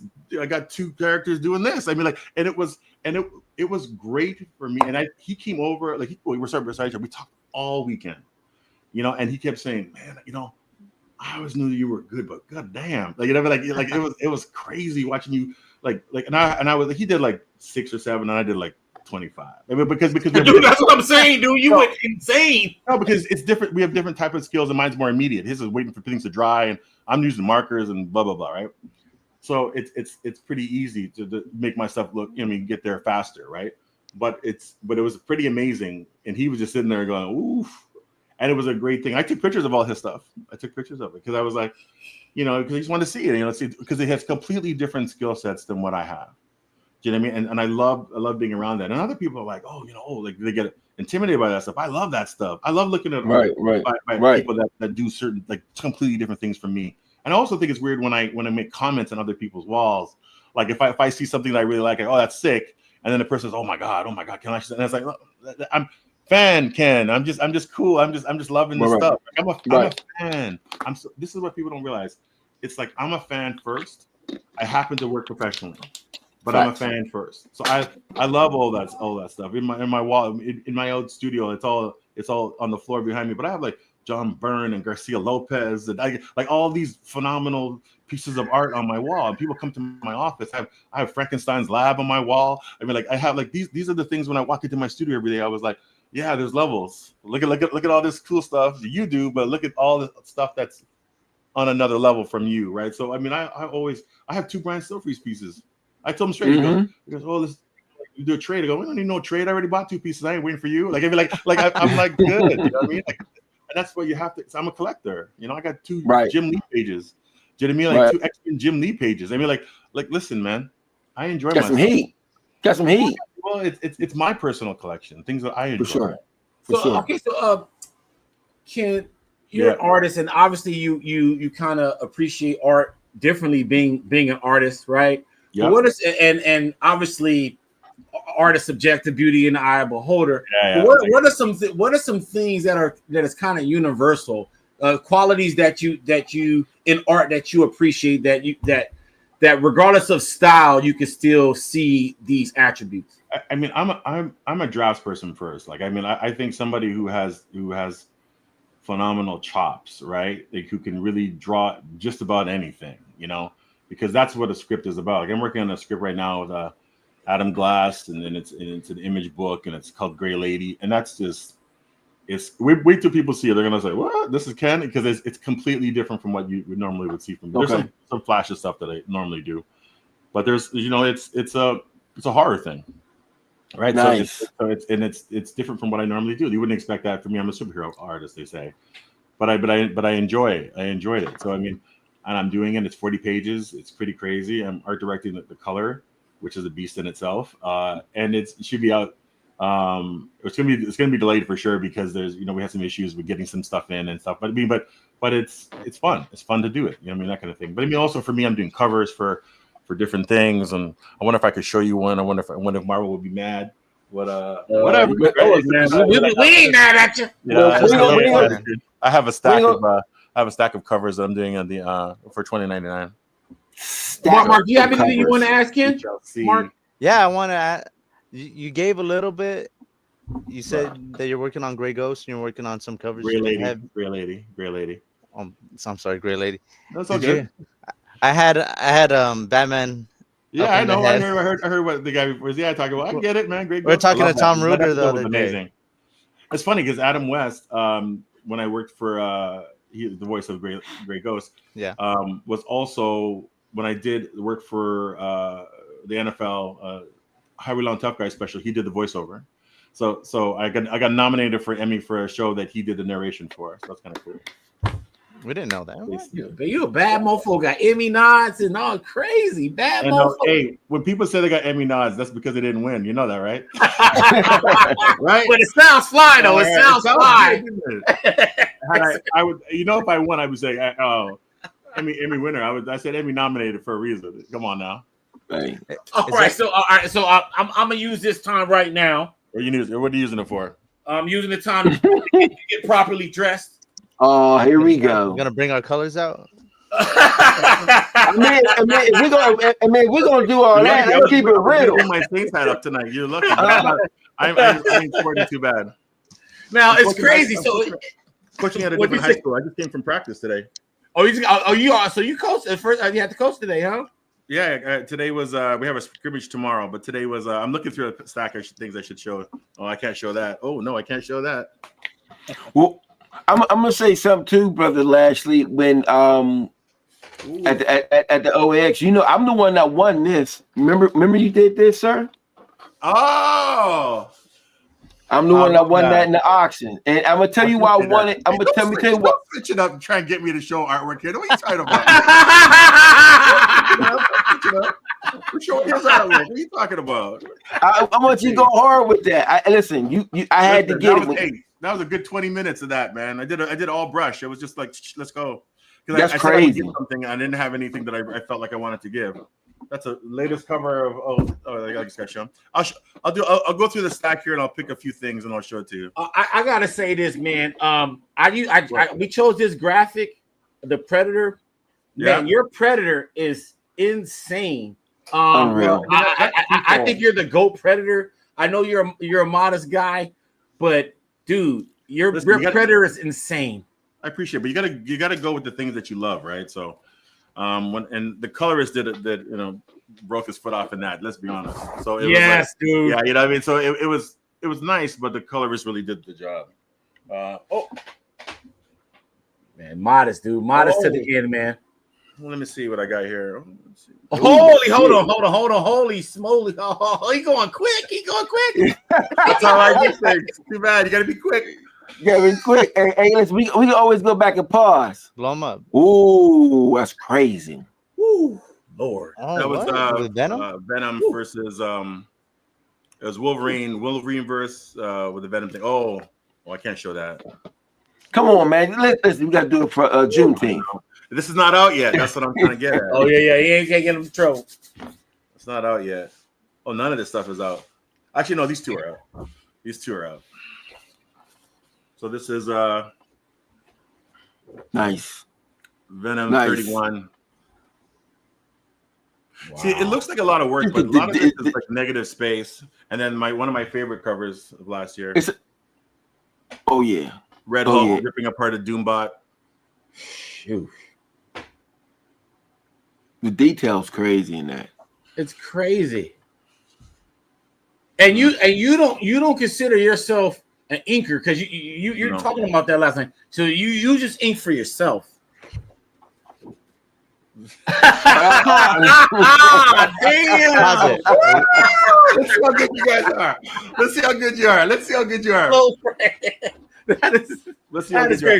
Okay, I gotta ask you. That one that I did that cover actually had Marvel saying "holy." The editor said "holy crap" and sent me a private message about it, right? Because it was like every once in a while you get a chance to draw something that is like I'm gonna kick it, because sometimes they give you some ideas and things you got to do, but this one was like, okay, I'm gonna bust this one, and it was and it took me longer. It probably took me, I don't know, 2 days, 3 days maybe. I'm usually a day for a cover, day and a half tops, because you need to sort of get on to the next thing. So monster. So it took me 3 days to do that, probably 2-3 days. So that was kind of one of those things where I was trying to make it really, And also, you know, and sometimes when I do it that way, I got to tell the colorist some notes. I say, listen, man, the other stuff you can fluff, not this one. Like this is the one. And I just finished doing a Han Solo Chewbacca cover for Star Wars. That was kind of cool. You know, I mean, I got a chance to work on that. And you know, and then I did another Star Wars thing. And then I did the last cover of the series is classic X-Men. And I'll leave it at that, right? So it was mad cool to do that. So I mean, like we're talking about, you know, your childhood and having fun here, and those are the suits I used to love drawing when I was a kid, and you know, doodling and stuff like that. And you know, wouldn't it be nice to draw these things professionally? So now I'm an old man drawing this stuff. It's pretty impressive. I mean, pretty impressed. I'm happy, not impressed with the work I'm doing because I got a long way to go, but I'm very happy with where I am in my career that I can get a chance to work on these things, you know. So I'm very pleased that I got a chance to do it, and it's a dream, right? Everyone's dream to do these things, you know. Right, and, right. You know, like you said, I heard you talking about Dan DiDio's being the GOAT. Let me tell you about Dan DiDio. Dan DiDio, no, the GOAT of panels, like the panel moderators. Let me tell you, panel moderators. All right, so this is gonna freak you guys out a little bit. So I went to speak at Adobe Max. Okay, so Adobe Max is a conference that Adobe puts on, and they bring people in and we talk about your process. And I'd been there. I'd gone to two. So I went one before and the next year. So this is the next year, and I happened to be sitting there, and I get this phone call, and it just ran, you know, hey Ken, this is one of the editors over at Marvel asking if you want to go to Marvel Studios. I said, I want to go to Marvel Studios. Heck yeah, I want to go to Marvel Studios. Why wouldn't I want to do that? So I left the conference. I go to Marvel Studios. It's on the Warner Brothers block. I go in there. It's pretty cool. And you know, I go up to the room. They got the 3 Iron Man suits, and the lady goes, "Oh yeah, this is Mark." And I say, "Yeah, Mark 4, Mark 5, and Mark 7." And she's like, "How do you know that?" I said, "I'm from the mothership, woman. You know what are you talking about?" Right? so we're cool. And then I go to this boardroom, and I'm sitting, and I go to the Thor boardroom, and I'm just hanging out, you know, excited for a tour. And then a couple of VPs come in, the main artist who does all the designs, you know. Redinger comes in, and he's like, "Oh my God, this guy does all the Marvel, all the artwork for the Marvel. Oh my God!" And I'm kind of saying, "There's a lot of people for a tour. You know, there's a lot of people here for a tour. Like, you know, I only need one of you to take me around the place." And it was a job interview. And I was like, I was not prepared because I was kind of hang out. And she said, "Oh, we called you because, you know, we wanted, you know, opportunity." And I was like, "Oh, so you don't live in LA? I just happened to be here for a conference, right? Like the universe, right?" And we didn't end up working, but we became friends. Do you know what I mean? Like that's how it works. That's how life kind of works. But it's such a bizarre thing when you get a chance to do these like phenomenal opportunities, like just because you draw well and get a chance to travel the world, and you know, get a chance to go into Marvel Studios and walk around and see what they do, and you know, and you know, I think they were trying to get me to work on Wakanda Forever. That's what I think was like that was the job I think they were trying to angle me towards. But I just was, you know, I was so crazy busy doing other stuff I had to do, and you know, Hasbro and, you know, Lucasfilm at the time, and just doing some crazy things, you know. Talk that shit, Ken. Talk that. He said Hasbro, Lucasfilms. You know, I couldn't do that. So busy. I like that. Talk that. Well, I mean, it's. Well, what do you want to know? What do you want to hear about? Like what part of it? Like, I've been very fortunate over the years. I've been very fortunate over the years because I had a studio for a lot of years, and when you have a studio and there's people working with you, you have to find things for everyone to do. So for sure, so I was very strong. That I was very, very opinionated about the fact that all the artists that I really respected and really liked the things they do all had companies. All had companies and did other things other than comic work. So that's one of the things I did. I did outside of comic work and then toy designs, and then, you know, just anything I could get my hands on that I thought would be interesting. And I could tell you some crazy stories that would make you go, "What the heck?" I'll tell you a real too. How much time we got here? How much time we got? How much time you got here? How much time you got, bro? Okay, so let me tell you. Okay, I'll tell you 2 stories. That okay. So I was working on. Okay, all right. So I'm doing a Hasbro design work. So I'm doing all the packaging art and Star Wars design stuff for the Unleashed line. So I did all the Unleashed package. When you bought Unleashed, you know, those toys back in the day. So they really were sculptures. They really weren't toys. I did all the concept design for like the Boba Fett busting out of the Sarlacc pit. Like that was me doing that drawing. And I did a couple other ones, but then the job after that, well, part of it was doing the box art. So they call it blister art. So you're doing the package illustrations, right? Yeah. So part of it, sometimes it's doing the drawing of the toy, and sometimes it's drawing the package art. Like you got to choose. Like sometimes you do both, sometimes you just do one. It is what it is, right? So I ended up doing.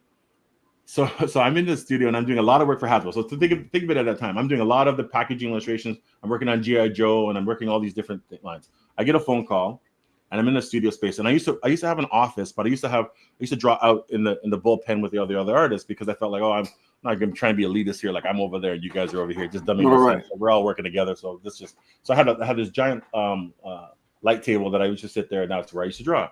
So the phone rings and somebody answers the phone and says, walks over to me and says, "Hey, Lucasfilm was on line 1." And I was like, it's not funny. Like, right. Like whatever, right? And I just kept drawing, like whatever. And he said, "No, man, seriously, Lucasfilm was on line 1. Like I'm not joking." I said, "Like Lucasfilm was on line 1." I said, "All right." And I just kept doing what I was doing because it was obviously some prank, whatever. And he said, "Yo, Ken, I'm telling you, there's Lucasfilm is calling and they're on line 1." And I said, if they're not on line 1, you and I are gonna come to blows. Like we're gonna fight. So I get up and I start walking to my office, and the whole studio's gets up from what they're doing to walk behind me. Like everyone's heard, we gotta see what. I walk into my office, I pick up, it's Troy Alders, and it's Lucasfilm, and it's like they're talking to me about. And I was, we want you to do some illustration work on the final installment of the Star Wars franchise. And I was like, what are you talking about? Right. Incredible. So it was this crazy gig. So I do it. So my job, because they have this thing called a style guide. So the style guide is a bunch of drawings that are used by licensors from across the world that take your artwork and put it on different products. Right. So right. It's one book. It's called the style guide, and you get approved. But even if all of us here decided to make toys or started to make bed sheets or whatever we're going to make, we can only pick the illustrations that are in the style guide. You can't hire another artist. You can only be the approved artist, right? So they asked me to do a bunch of drawings for this style guide. And the style guide, and they asked me to do Vader. I said, okay. So I started drawing. So I did about 4 or 5 Vaders. And, they were like, oh, crazy, dude. Like, would you want to do some other characters? So I ended up doing, different characters. Here's the story. So they asked me to do this character called General Grievous. Nobody knows what it looks like. They haven't really decided. So I said, okay, cool. There's a problem with this. And I said, what's the problem? The problem is, I said, it hasn't been released yet, and he's a villain in the next film. I said, okay. I said, so we have to send you the reference, but the reference is time sensitive. So these are the instructions to get the file to your computer, and you have 5 minutes to delete it from your hard drive. You have to either take it, download it, burn it to a disk, and delete the file. Right? It's a time document. So I'm like, oh my God, this is serious business. So like Mission Impossible. Yeah, it was like it was literally Mission Impossible. So because no leaks, right? There were no leaks. So I get it. I do the thing. I'm not even I'm the technical guy. There's the studio guys. Hey, this is what you got to do. The technical guy downloads it. Gets it out, deletes it. I call back. It's okay. It's cool. And then I open the file. The file is every single place that General Grievous appears in the movie and how it affects the color. So Mustafar and all the places, and it's rotating through. So that's the first time anyone's ever it's the first time this character is approved. It's a digital file from Lucas Art and Lucasfilm, and you get to see it. So I did this drawing, and then I did the next. Oh, this is it's so bang on, and they asked me to do a few other ones. So then I did Anakin. And then they ruined Anakin. And then of course you draw Anakin. They give you the look. You draw it, and then I put a red lightsaber because it's gonna be Darth Vader, so it's all good. And they're like, no, he doesn't fight with a red lightsaber in the movie. And they're like ruining things for the movie for me, like slowly with right? Like ruining. So, why did you not fight with a red lightsaber? What are you talking about? He's gonna be I'm not. Okay, it's not my job. So I do end up doing like 15 drawings. This is like a year before the movie comes out, like way before the movie comes out. So they invite me to go to San Diego. This is freak you out. So they invite me to San Diego. So they said, come to this room. We're gonna have a press conference. So I go into the room, and I'm up, and I go into the room, and I'm with all my crew. Right? Like there's like 10 of us, and we're just we find a spot, we sit down, whatever. And then, as you know, they start to press, and I look up, and they projected the main drawing of Vader with the lightsaber that I did on the screens, like all the screens, and I'm like, oh my god, oh okay, that's pretty slick. And then I turned to the guy beside me, and he goes, wow, the work looks good. Your work looks good up there. I said, yeah, it's pretty cool. And he's just talking, but he doesn't realize he's in a room at San Diego, and there's people around us, right? So they're like, oh look, what do you mean? Who are you? And I was like, I ain't nobody. I'm just chilling, right? And they're like, right. Yeah, I'm just cool, man. I'm just cool. So then I'm sitting up there, and it's just, and then the press conference starts, and the artwork comes down, and they're talking about this, and I kind of, why am I invited in? And then Troy gets up there and speaks, and then Troy, as they're talking, they're like, I want to, we have some amazing artists working the greatest stuff. Just had some artwork at the beginning of this, and so talking about, the people. I'm just listening, and he points and he goes, hey, there's one in the audience right there. That's Ken Lashley. He did all the artwork. He's super famous, blah, blah, blah, blah. And they're like, oh. And then they said, and here is why we brought you all here today. The name of the next movie is, and then my artwork comes up on the screen. It goes, come on, man, that's incredible. And I'm sitting there going, and I was like, what? So they on CNN sticking this in, and everyone's, and it's like, you know what I mean? It was like a surreal moment, like just crazy moment. That's and incredible. then it was like, I was just like, holy cow. I was just like so shocked, right? Because of course, and then people around me started going, "Oh my god!" And started like, and I was just like, "Okay, I got to get out of it," because I'm not signing anything. People are like, "You sign my back, sign my pass, sign my," and I was like, "Okay, I signed the phone, but okay, I got to get out." It was weird. So I get out, and I'm like, all the guys with me are like, "This is crazy," right? Because as I'm walking out, I had done an interview for Space, which is a Canadian version of the Sci-Fi Channel, like a week before, and I was talking about me working on these Lucasfilm things and the stuff like that, but I didn't show anything. Right, they saw it, but no one else saw it. They just said, "Oh, there's a file." I'm getting a chance to work on these things. As I'm walking out, I bump into the woman who interviewed me, and she's outside the convention. She's like right outside, like in the hallway, and she goes, "Have you been to the floor?" And I was like, "No, I just came up to here. I just came up to this thing." And they go, "So you haven't been to the floor yet?" And I was like, "Oh, I haven't been to the floor. No." I said, "Can we film it when you go down there?" Can I film it when you go down there? That's weird. She goes, "We want to see your reaction." And I was like, okay. So the camera crew follows me, and we kind of go down to the floor. And when I get to the floor, I realize that Lucasfilm has taken the 5 or 6 pieces that they love the most and blown up to be 40 feet high, and that was the booth. So it was like, you could see it from anywhere in the convention. So it was like the giant Grievous, the giant Yoda, the giant, and they're like they're up to the roof. They were like up, like it was like the length of the convention center. It was the height of the convention center. And I just went, I was just like, oh, it was the crazy experience. And all the drawings, like they had licensed all the drawings out to different people. So all these different booths had like pillowcases and t-shirts and like of my artwork all over the convention, because it was part of the licensing group, but what people had said, "Oh, I like this drawing, I'm going to make products," right? So even when the movie 17 again, with Zac Efron, his friend is a Star Wars guy. Remember that? That movie 17 again? Yeah. Or 17 where it was that Zac Efron? Yeah, whatever. I think that's one. Where his friend is a Star Wars guy. Yeah. And the guy's laying on a bed. The pillow sheets that he's laying on is my drawing. Right? Wow. So it was like crazy. Like it was a crazy experience. And I remember when DC at that show was trying to convince me to work with them. "Hey, Ken, we'd like to work with you." Nah. And they said, I said, "Well," and I said, "That's cool, And we're having a meeting on the floor, and he says, "What have you done lately? That we could pertain to?" And I went, "Point up. There you go." I guess that, yeah. And then I would have went like, see, those four drawings, the other two on the other side, and that one over there, and that one behind you there. Man, like that's incredible. I'll never forget what he said. He said, "Can we afford you?" I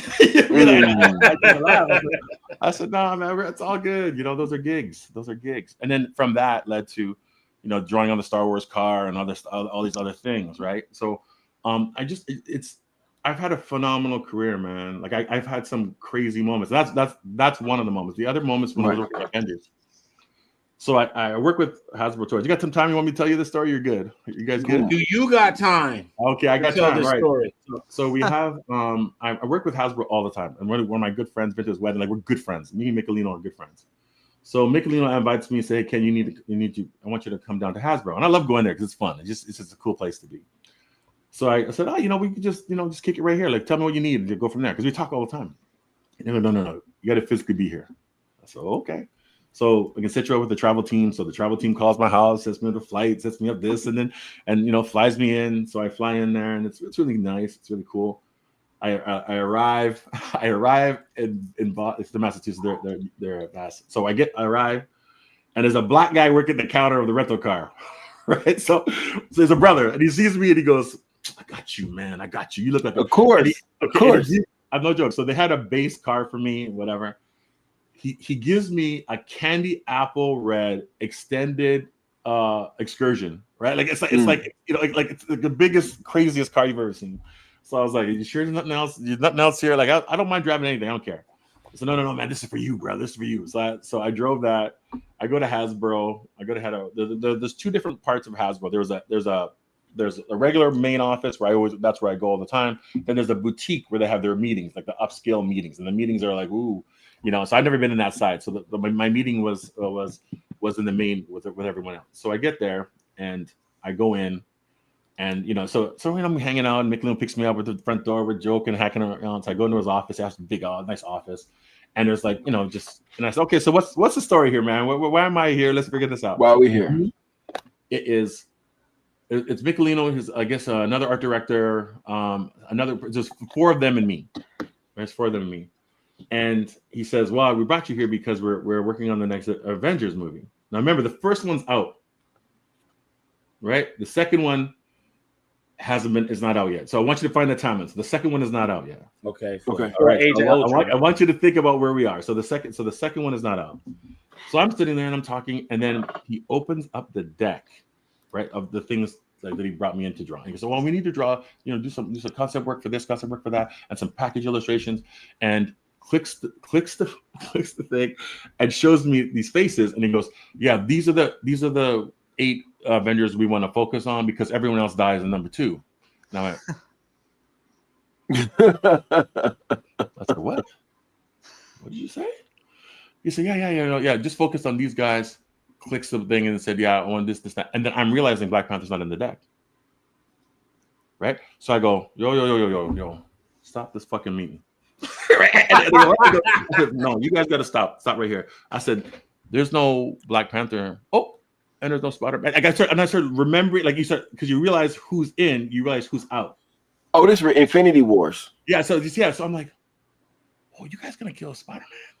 Gonna kill.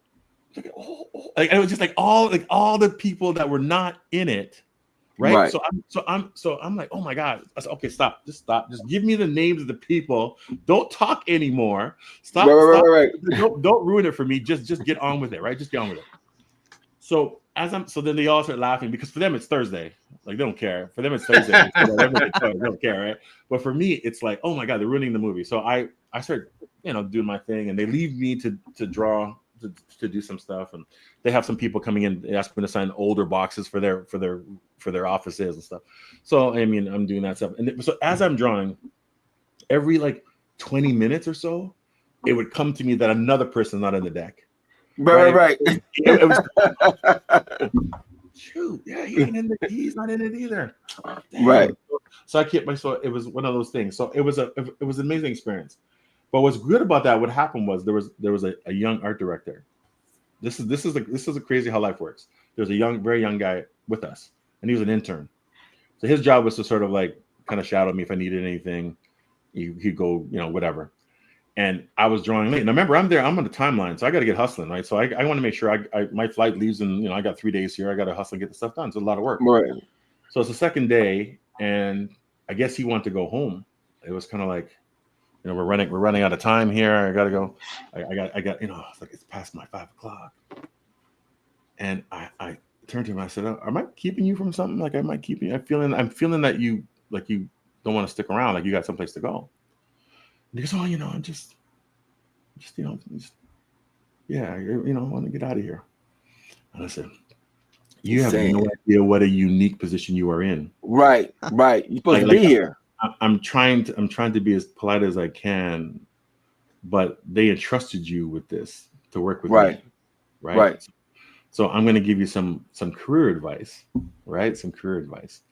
I would just, if I were you, don't ever let them see that you're annoyed by their decisions, right? Like I understand that you want to get out of here. You got to hide that a little better. We all have that inside. Oh, I want to go home. I want to do this. We want to get out of here. You got to be better about that kind of stuff. He said, oh, I see. Don't let them see you do that kind of stuff. I said also, like, you're working with an artist that maybe I don't have your back. Maybe I go, what's wrong with this? Right.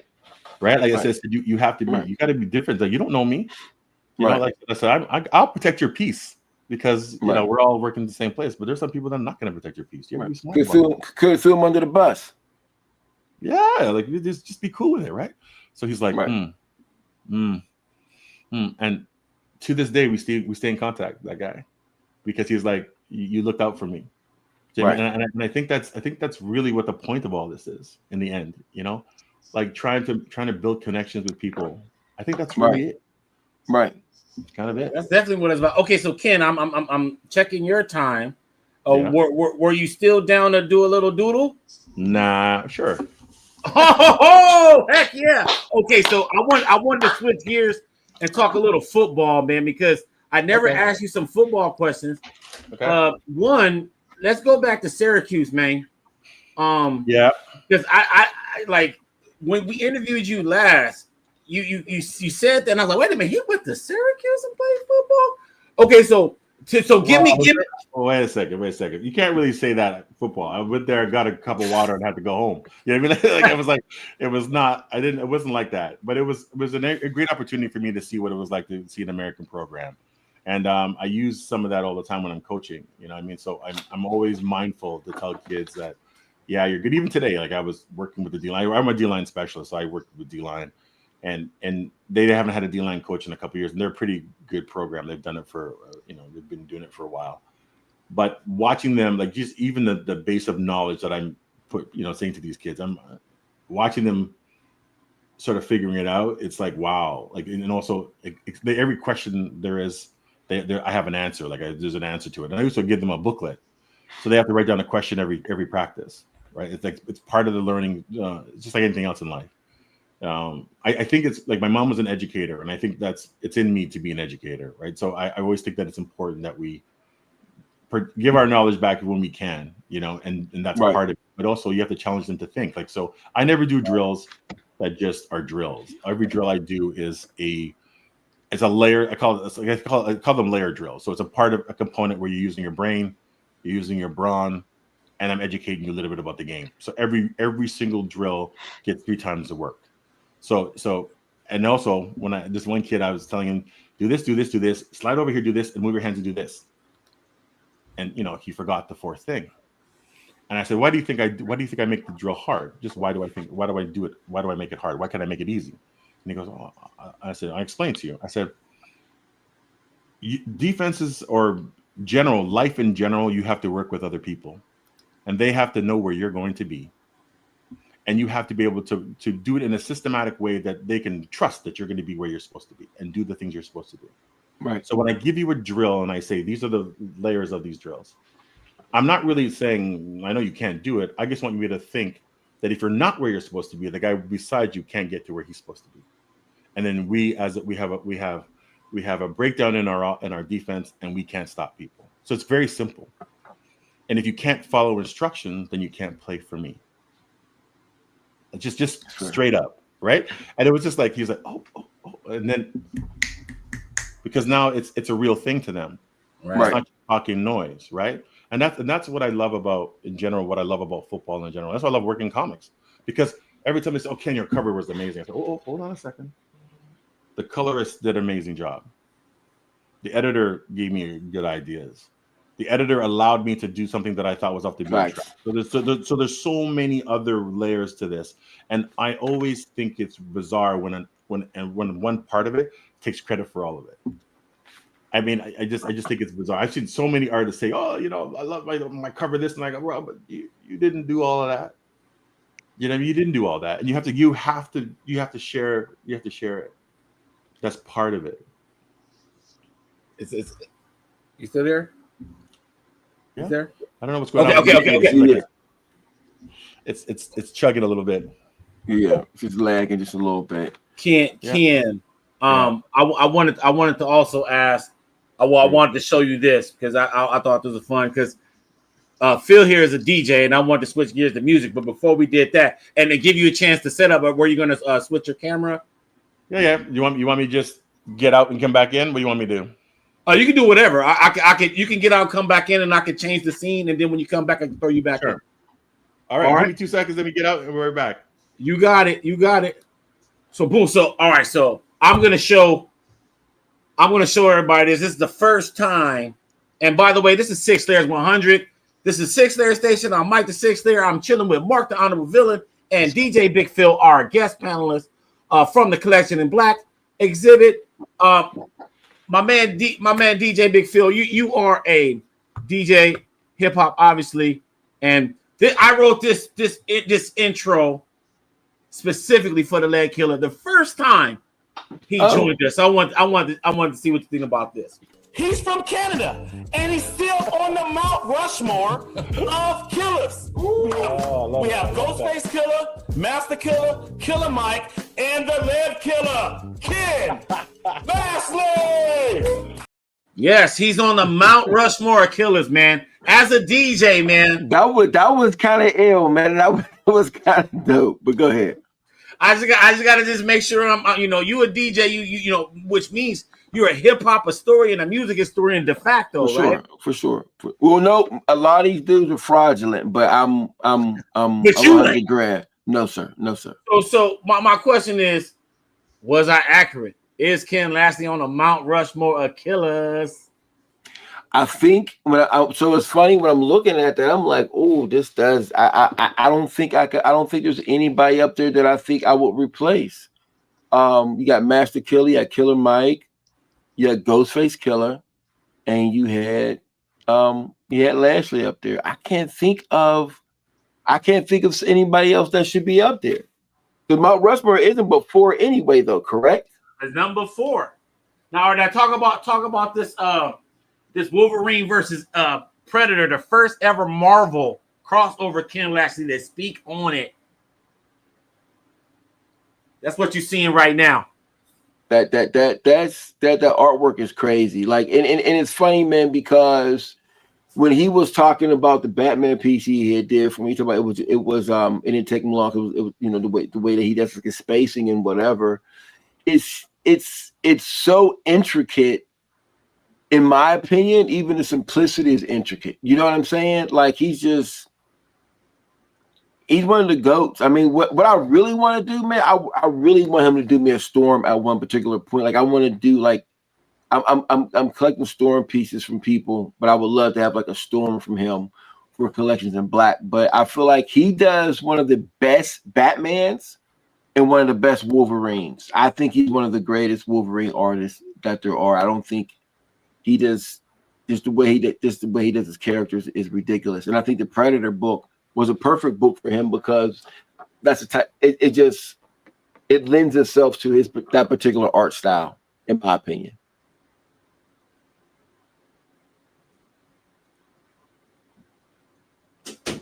Yo, I have to use the restroom real quick, man. Thank you for holding me.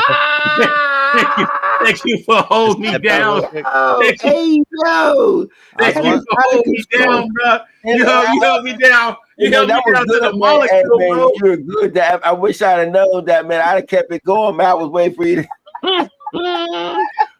Hey, I do want to say something though. I want to say this, and I want to apologize. I know one thing about me is that when I get on these shows, sometimes they turn a little deep because I start going into these culturally relevant questions, and then we start having these personal moments. And I just want to say, like, sometimes that's what also makes these shows real dope, because sometimes you got to come out of the comic book aspect and then go into who it is. Because if you don't, then it makes it just regular shit. And I think, like, you know, to have Lashley on the 100th episode is is incredible. And even, you know, with Doug and Jeremy, everybody on there, this has been an incredible show so far.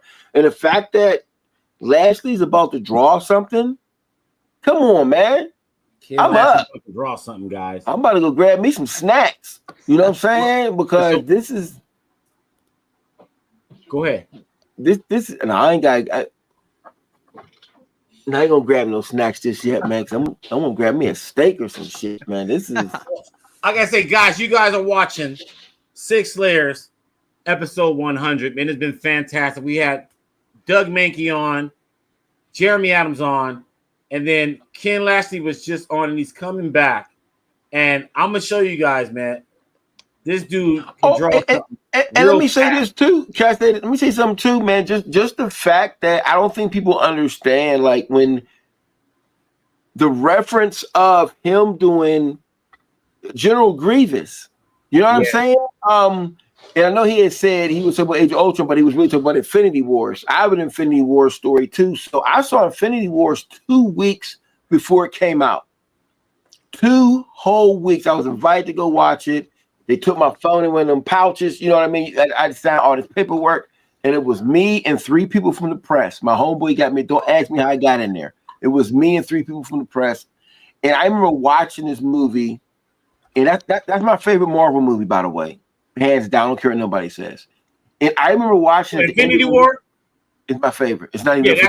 That's the best Avengers one for sure. It's not even for debate because I feel like the ending when everybody disappeared. My mom said they turned into pepper. My mom's old school. Listen, so I remember when I watched it, I went home and my kids were like, "So what happened?" I said, "I cannot tell you. You have to see this. You have to see it." And I remember I bought like 12 tickets, right? I bought all the tickets. And I always do that when I go to always buy budgets. I bought like 12 tickets, and we're all sitting there. And I remember just sitting there because I couldn't wait for people's reactions. My kids were crying when they snapped Lookie's neck. Oh, my mom is sitting behind me. You know what my mom said? She said Disney don't care about the kids because the kids was in there crying. Hey man, it was like the craziest moment ever. My mom said Disney does not care about these kids. And then when they all disappeared at the end, she said, "Ooh, they didn't turn Spider-Man into Pepper." Hey man, that's hilarious. Hey, shout out to Grand Album Burtis. Shout out to all the cats that have been commenting on IG. Big up, big up, big up. I know I haven't been engaging on as much because this has been great. We are celebrating 100 episodes. Are you simulcast on IG Live or are you? Ooh, that camera look good. My shit crisp. Are you on IG Live or is it just on your IG page where it's going? It's like if people want to watch it on IG, do they watch it on your live stream or how do they do that? Oh, they're watching it from the live stream, and then the live stream is on IG Live. It's simulcasting YouTube and IG Live, and we got Ken Lashley is back in the building. So let's get it going real quick. Boom. Ha Yeah. What's up, Ken? Can you hear us? Yeah, I can hear you. Can you hear me? Yes, sir. Yep. All right. Well, then let's get started. All right. So Ken, while you doing this, I got to ask some NFL questions, man. Well, what do you want me to draw first? Let's figure it out first. All right. I'm throwing it to our guest, man. Big Phill. What do you want him to draw? Man, for you know, I'm a big Storm fan. Sure. Okay, that's it. That's all we got. It's just Storm. So I actually had a thing where Storm was fighting the KKK, but that's a whole other conversation, like some jungle action shit.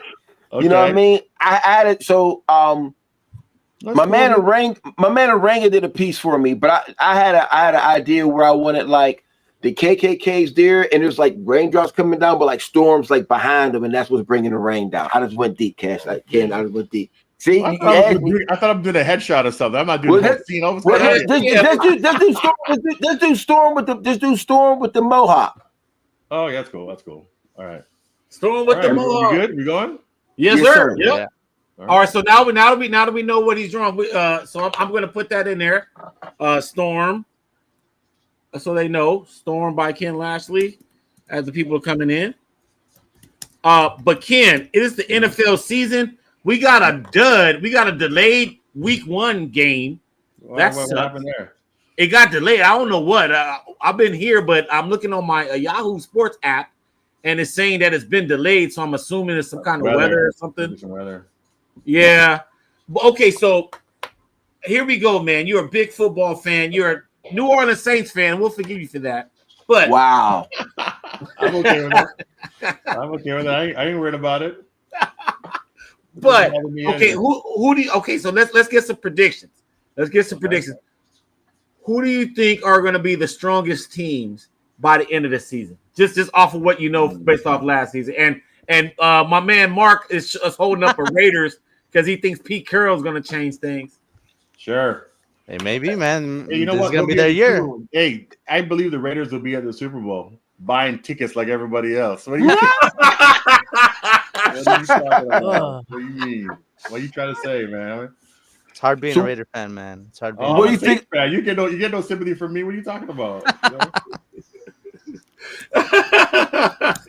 Okay, so Phil, you're a Steeler fan. You out there in Pittsburgh. You guys got my old quarterback Aaron Rodgers. Are y'all even going to get 10 wins with that bum? You don't need 10 wins in that division. You need 9. You need 9. That's all you need. Everyone kills themselves in that division. What do you mean? They'll kill each other. We have the hardest division in the league. We have the hardest division. So it's just we here's the thing. We can beat everybody else. We wind up canceling each other out. And so that's what the problem is. You know what I mean? So we and it's like between us, the Ravens, and I mean even Cleveland's no joke. Cleveland's no joke anymore. You know what I mean? So we're a problem, but I don't know what your boy's going to do. Of course, we're going to be over 500. I mean, we always get that. But at this particular point, man, I really want us to get to the Super Bowl, man. Those last 5 games we had last year was brutal. They kind of set us up with our schedule last year, but it is what it is. I'm a Steelers fan. You see the towel, baby. You got the terrible towel.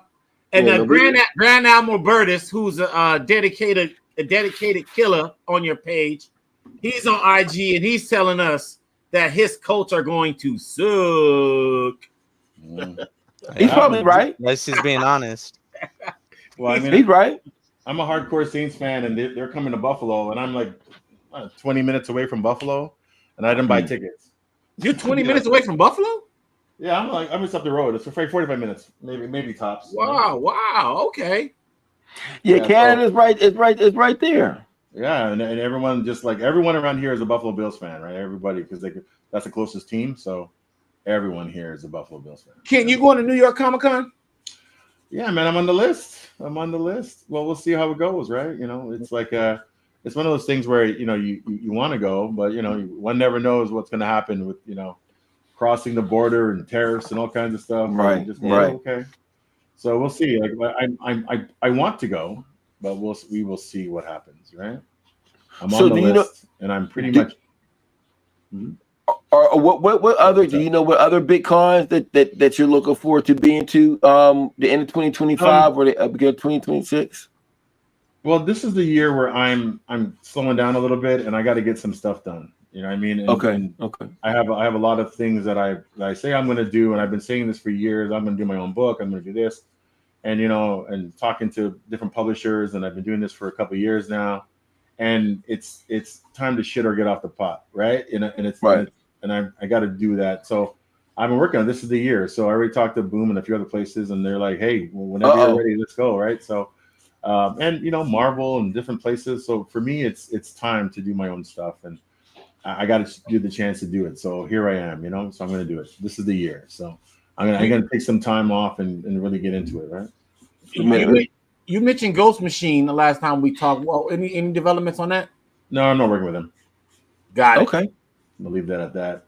Just leave it at that. It wasn't a good fit for either one of us. So it worked out, that kind of thing. So it's one of those things where, we could talk at length at sort of why things don't work out or why the things do work out.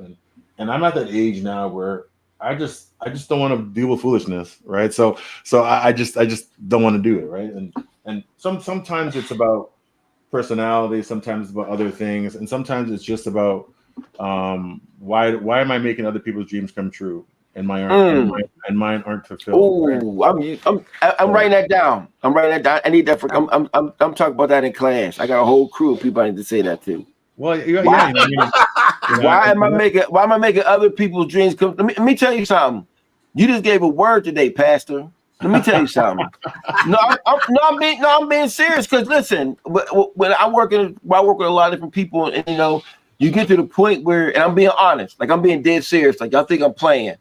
Like that spoke to me, because there's a lot of times I'm so busy making sure everybody else's shit is straight. You know what I'm saying? And it's not necessarily, and I'm not saying that they're using or whatever, but it gets to a point where it's like, okay, I done make sure everybody else is good, and it's like, shit, I gotta eat oodles and noodles a day. Fuck out of here. Excuse my language. So it's like, and I'm not saying it's that extreme, but I'm saying it's that real. You know what I mean? So, that's crazy too. Well, let's just put it in another perspective, right? Like when you're dealing with somebody and they're saying certain things to you, and then you know what they're really saying is, I want you to drop everything else that you built your whole life on to take on my project, right? And part of me is like, well, no, I mean, like I have other contracts with other people and things I'm doing, and I'm not going to give up all of that because of a job offer. And like, just like if it was you, like, would you want to be left in the dust if I got a job offer from somebody else that I deemed more important than you, right? Like, you know, so no, you want me to honor the contracts that I signed. So, you know, you can't expect me to say, well, no, I signed a contract with, you know, Adam Glass, and I signed a contract with this person and that person. I'm doing covers for Marvel. I'm not going to give that up because you guys called me up out of the blue. I mean, that'd be ridiculous, right? And it's trying to tell people these things, you know, have some integrity, you know, be a classy human being. Think about what it's like for other people. Just think about what they're saying, right? And I'm listen, man, I'm of that mindset of whatever. Like, we don't have to work together. Like, it just doesn't have to work that way. I was supposed to work on a book called Lethal Protector, you know, for Marvel, and you know, I didn't like what the writer said to me, and then I was out. I was on the way. And, you know, and sometimes people are like, oh, I can't believe you just leave like that. It's not about leaving like that. It's just like, we have to work together. And if we're not going to work together, then, you know, we can work, you know, we can go about our business. And I'm too old to suffer fools, man. And I'm with that mindset. Even when I'm coaching, if somebody says something I don't like, okay, cool. I'm not saying you're wrong. I'm just saying I don't have to listen to it. I mean, that's kind of where I'm at. You know, I'm old. You know what I mean? Right.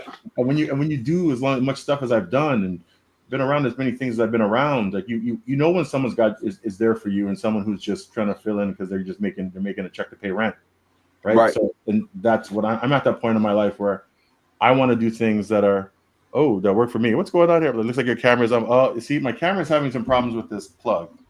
Okay, so let me see how it works. It seemed like that was where I couldn't get on there. It was on, then it was off, then it was on, then it was off. So let me just try it again. You got it. All right. It's got to wiggle it a little, maybe. I think it's I don't know, whatever. Sometimes it's this, sometimes it's that. Let me just get out and go back and start this. You got it. Okay. All right, so we're gonna the store pieces looking crazy. And the fact that he's not even using no pencils is crazy. That's what I was gonna say, man. Man, listen, when he get back on, man, I gotta give him a pitch, man, because I need that piece for Collections in Black. Because no, I'm saying, listen, I got the gallery next week with Western, and I'm like, and the fact that this is being filmed is like, look, this could be. I'm gonna wait till he get back. He's back. He's on now. Brother Lashley. Lashley.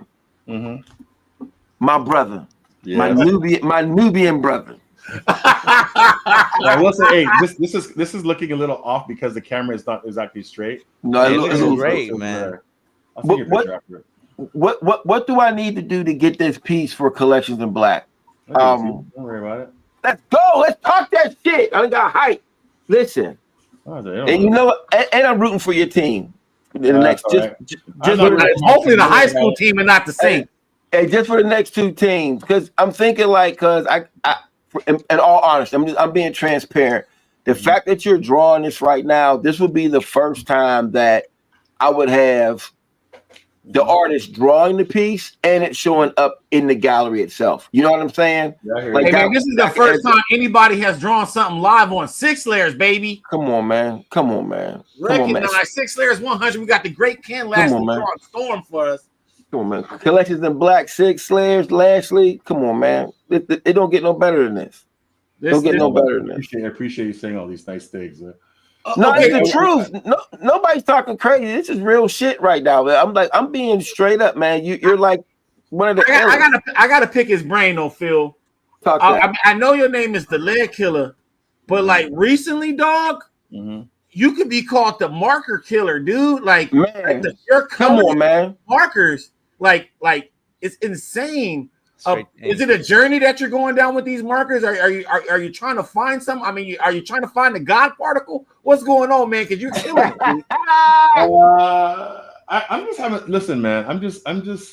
It's immediacy, right? Like it's like, oh, I can get this thing done and get it over with and get rolling on to the next, right? So I should even tell you guys. But I'm going to tell you guys. So my next project, I guess I was talking about it earlier, which is a book that I'm working on. It's going to be all done on markers.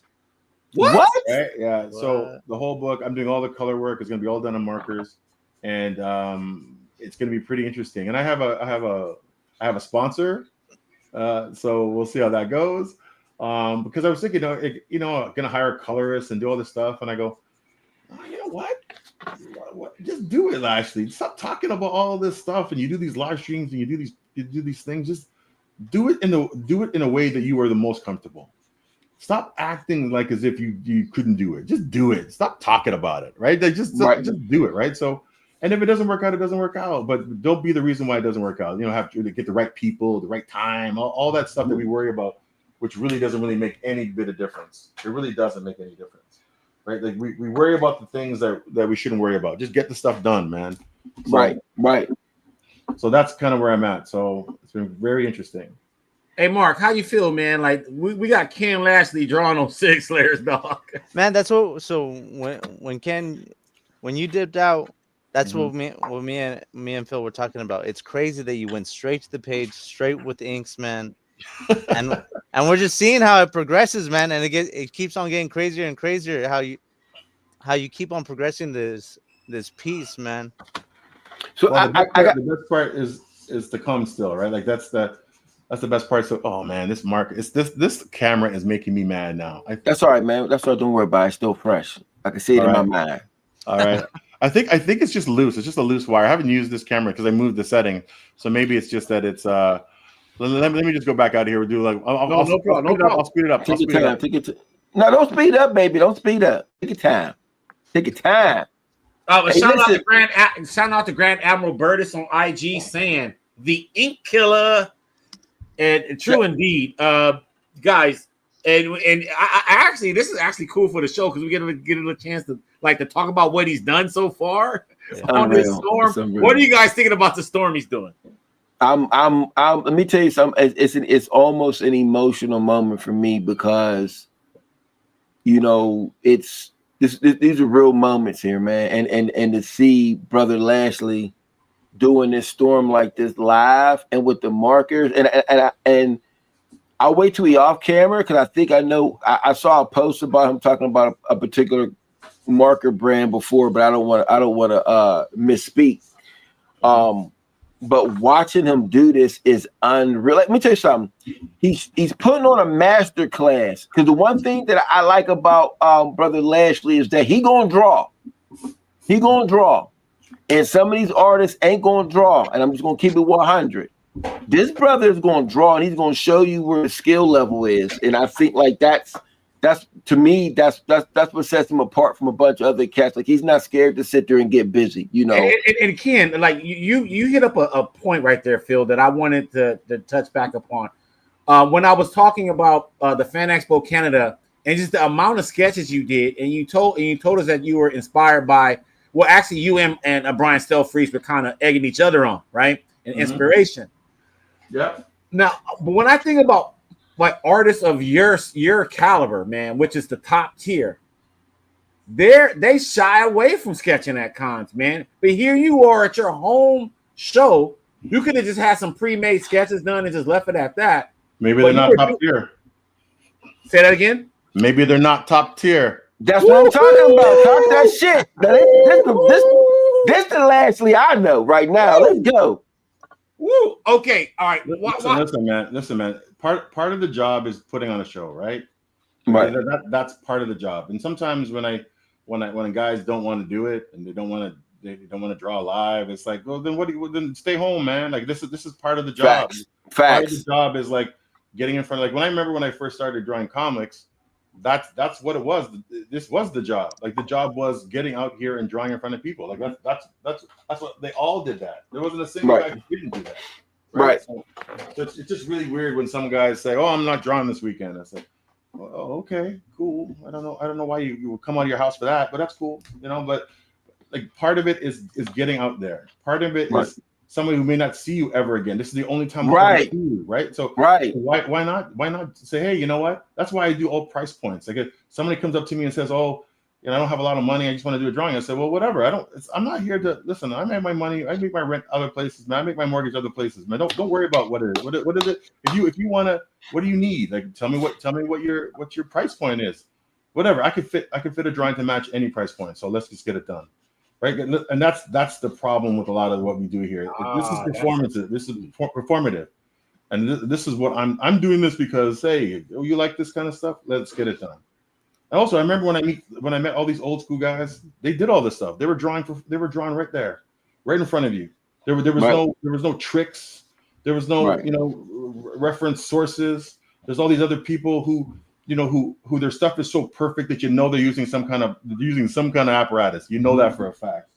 Like their stuff is so consistent that it's not real in other ways. So yeah, that's why they don't draw live. They don't draw live because they don't have the reference source. You know, they got to do it live. Let's see you do it live. That's the problem. Like I've sat next to guys who just drew, and you're like, oh goddamn, look how good that person. When you see Brian Stillfree, listen, Brian Stillfree should be.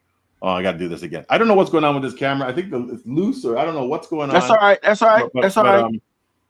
I'm going to keep drawing. I'll keep drawing. Maybe we know what I'll do. Maybe I'll go back to the camera and I'll just draw it. I'll just talk. You see my face as I'm drawing, and then I'll show you at the end. Okay. I think that way we don't have to reveal. Yeah, we'll do this. We'll just do that. Okay, let me get out, change the camera, and then we're out. Okay, You got it. All right. Perfect. All right. So Ken is going to keep sketching. I got some comments over here on IG. My first comment was 2013. I stood at George Perez's table for a few hours waiting in line. I watched him draw half the DC and Marvel universes for dozens of fans. I stood there so long and I ended up getting one. And so basically what he's saying there is, here you go. And it goes back to what Kim was saying. Maybe you're not top tier if you ain't showing your chops at the show. George, the late great George Perez, definitely sketched at shows almost to his last days. And this is 2013. And I'm right there with you, Grand Admiral Burtis. I got a sketch from George Perez in 2015. And so yeah, we got the Ledkilla back. We're gonna put him back here on this, and I get to see his awesome Predator piece too that we so painstakingly put together. So this is great. This is great. I love this. And then I want to also talk a little bit about, because I'm curious, Ken. Right now I'm working with a buddy, David Barron, on the show. He's a color artist for Doug, and we're thinking about doing panels. And I want to do different things though. And one of the things that I would like to do is I want to kind of bring it back to what you used to do. And so I want you to share a story, if you will, of when you used to do sketch duels at conventions. Tell your favorite story, buddy. Unleash for us. I don't know if we have time for that. See, we should. Okay. All right. So how it really got started for me, and how, like, I was never classified as one of the better guys at DC or Marvel. I was always the other guy, right? Like everyone else was ahead of me in what Marvel thought or what DC thought or what all these companies thought. and I was never ever classified as one of the top guys. And there was a sketch duel in Toronto, and it was me and Tony Daniel was the first victim. So Tony Daniel, so Tony Daniel was doing his thing, and I was supposed to, okay, he was doing X-Men and I was doing he was doing Batman and I was doing Doom at the time, Superman Doom. So we were both, DC guys. So I get invited to this sketch duel, and yeah, so it's one of the first ones I do. I get in there, and when I walk in the room, it's like he was there earlier because it's my hometown, so people were waiting, I didn't get out as quickly, so I got there a little bit late. And when I got there, everyone was kind of hush, and I was like, "Oh, what's going on?" And he's like, "Oh, he was telling everyone that you're afraid to show up. You're afraid to show up." Come on, man. And I just went, "Oh, this is good. This was going to be friendly, but okay, it's on now." So we started to talk a little bit, and so because of the way he sat next to the projector, and I sat, because I got there late, I sat near the end. So everybody, listen, I'm a football guy by heart, so I'm hyper competitive, right? So okay, so they start. What are we gonna draw? What are we gonna do? What are we gonna draw? So I was like, okay, and they said, oh, let's not do Batman because it'd be unfair because I draw Batman. That's what he says.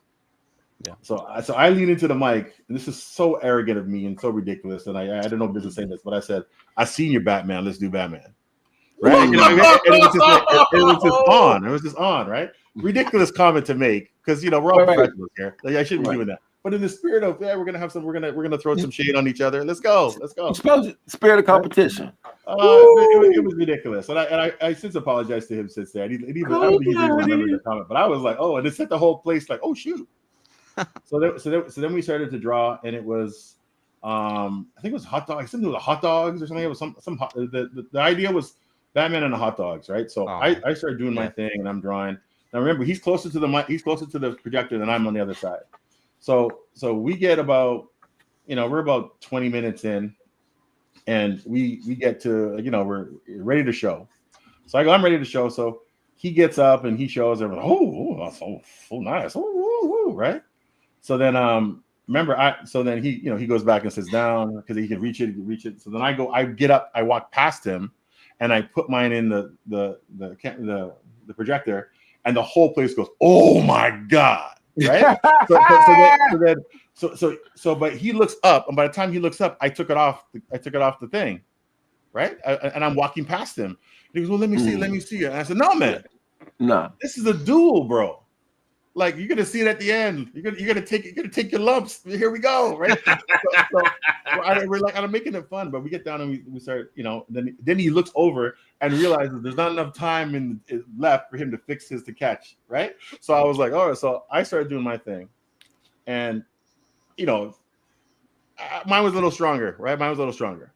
So he was like, oh shoot, right? So it's kind of funny because what happens is, you're the Batman artist, I'm the Superman artist. We did a Batman challenge. I kicked you in the face, right? So they're like, oh, okay, it was fun. It was the spirit of it was fun.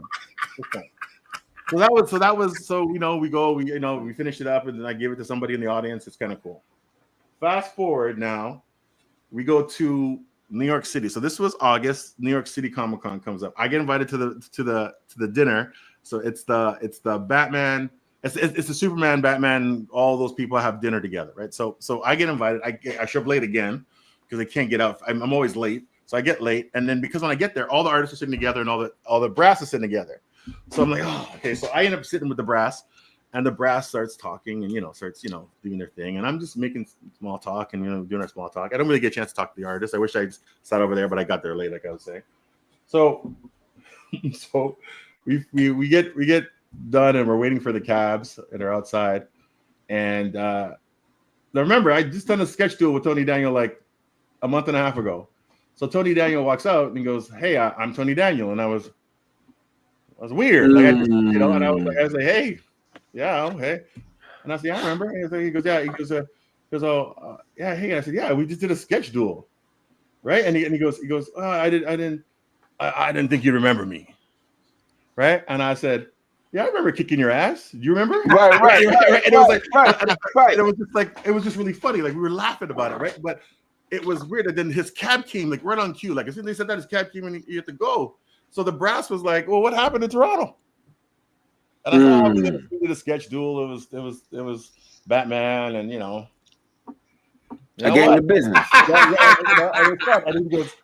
And he goes, "Oh," and then there's the following time we're in Toronto, and there's they had the Superman group. So it was me, Yannick Paquette, and Marcus Toe, and we all had a chance. We had an hour talk about these are the DC guys, and we started just talking. I mean, like Tony, that was a mad cool dude, man. It was like he's super talented, you know. What I mean, I just caught him on the day.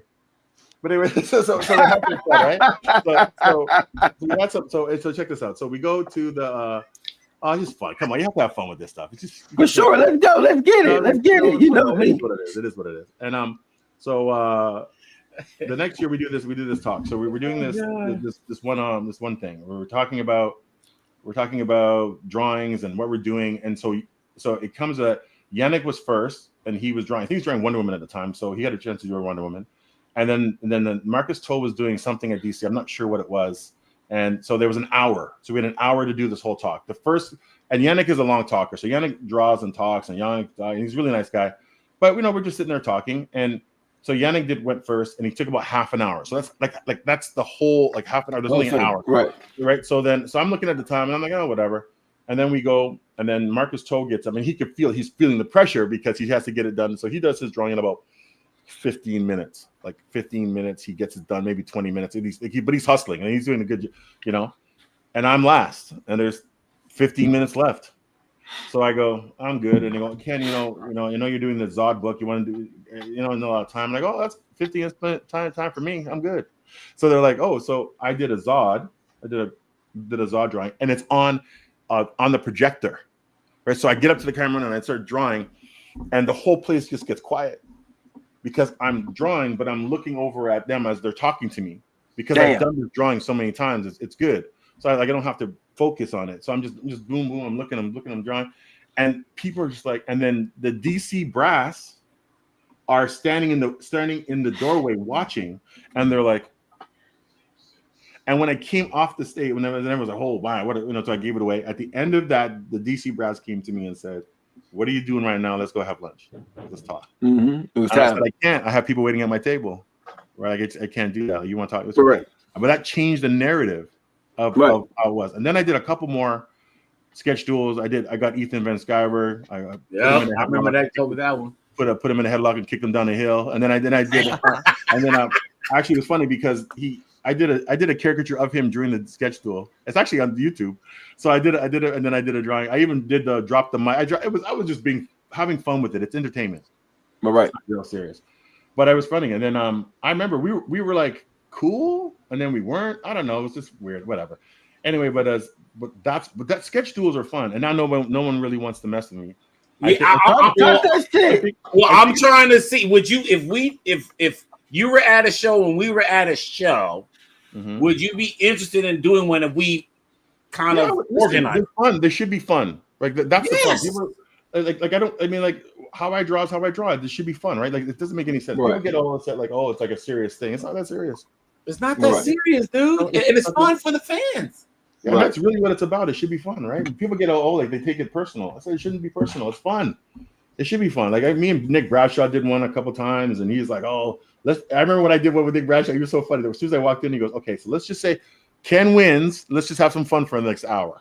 Right? And I was like, "No, man, you got to take your lumps. Let's go." Yeah. So Ken, you got a comment here on IG. Must respect Ledkilla. I was chatting with the comic vet, and he mentioned that you draw to a person's budget.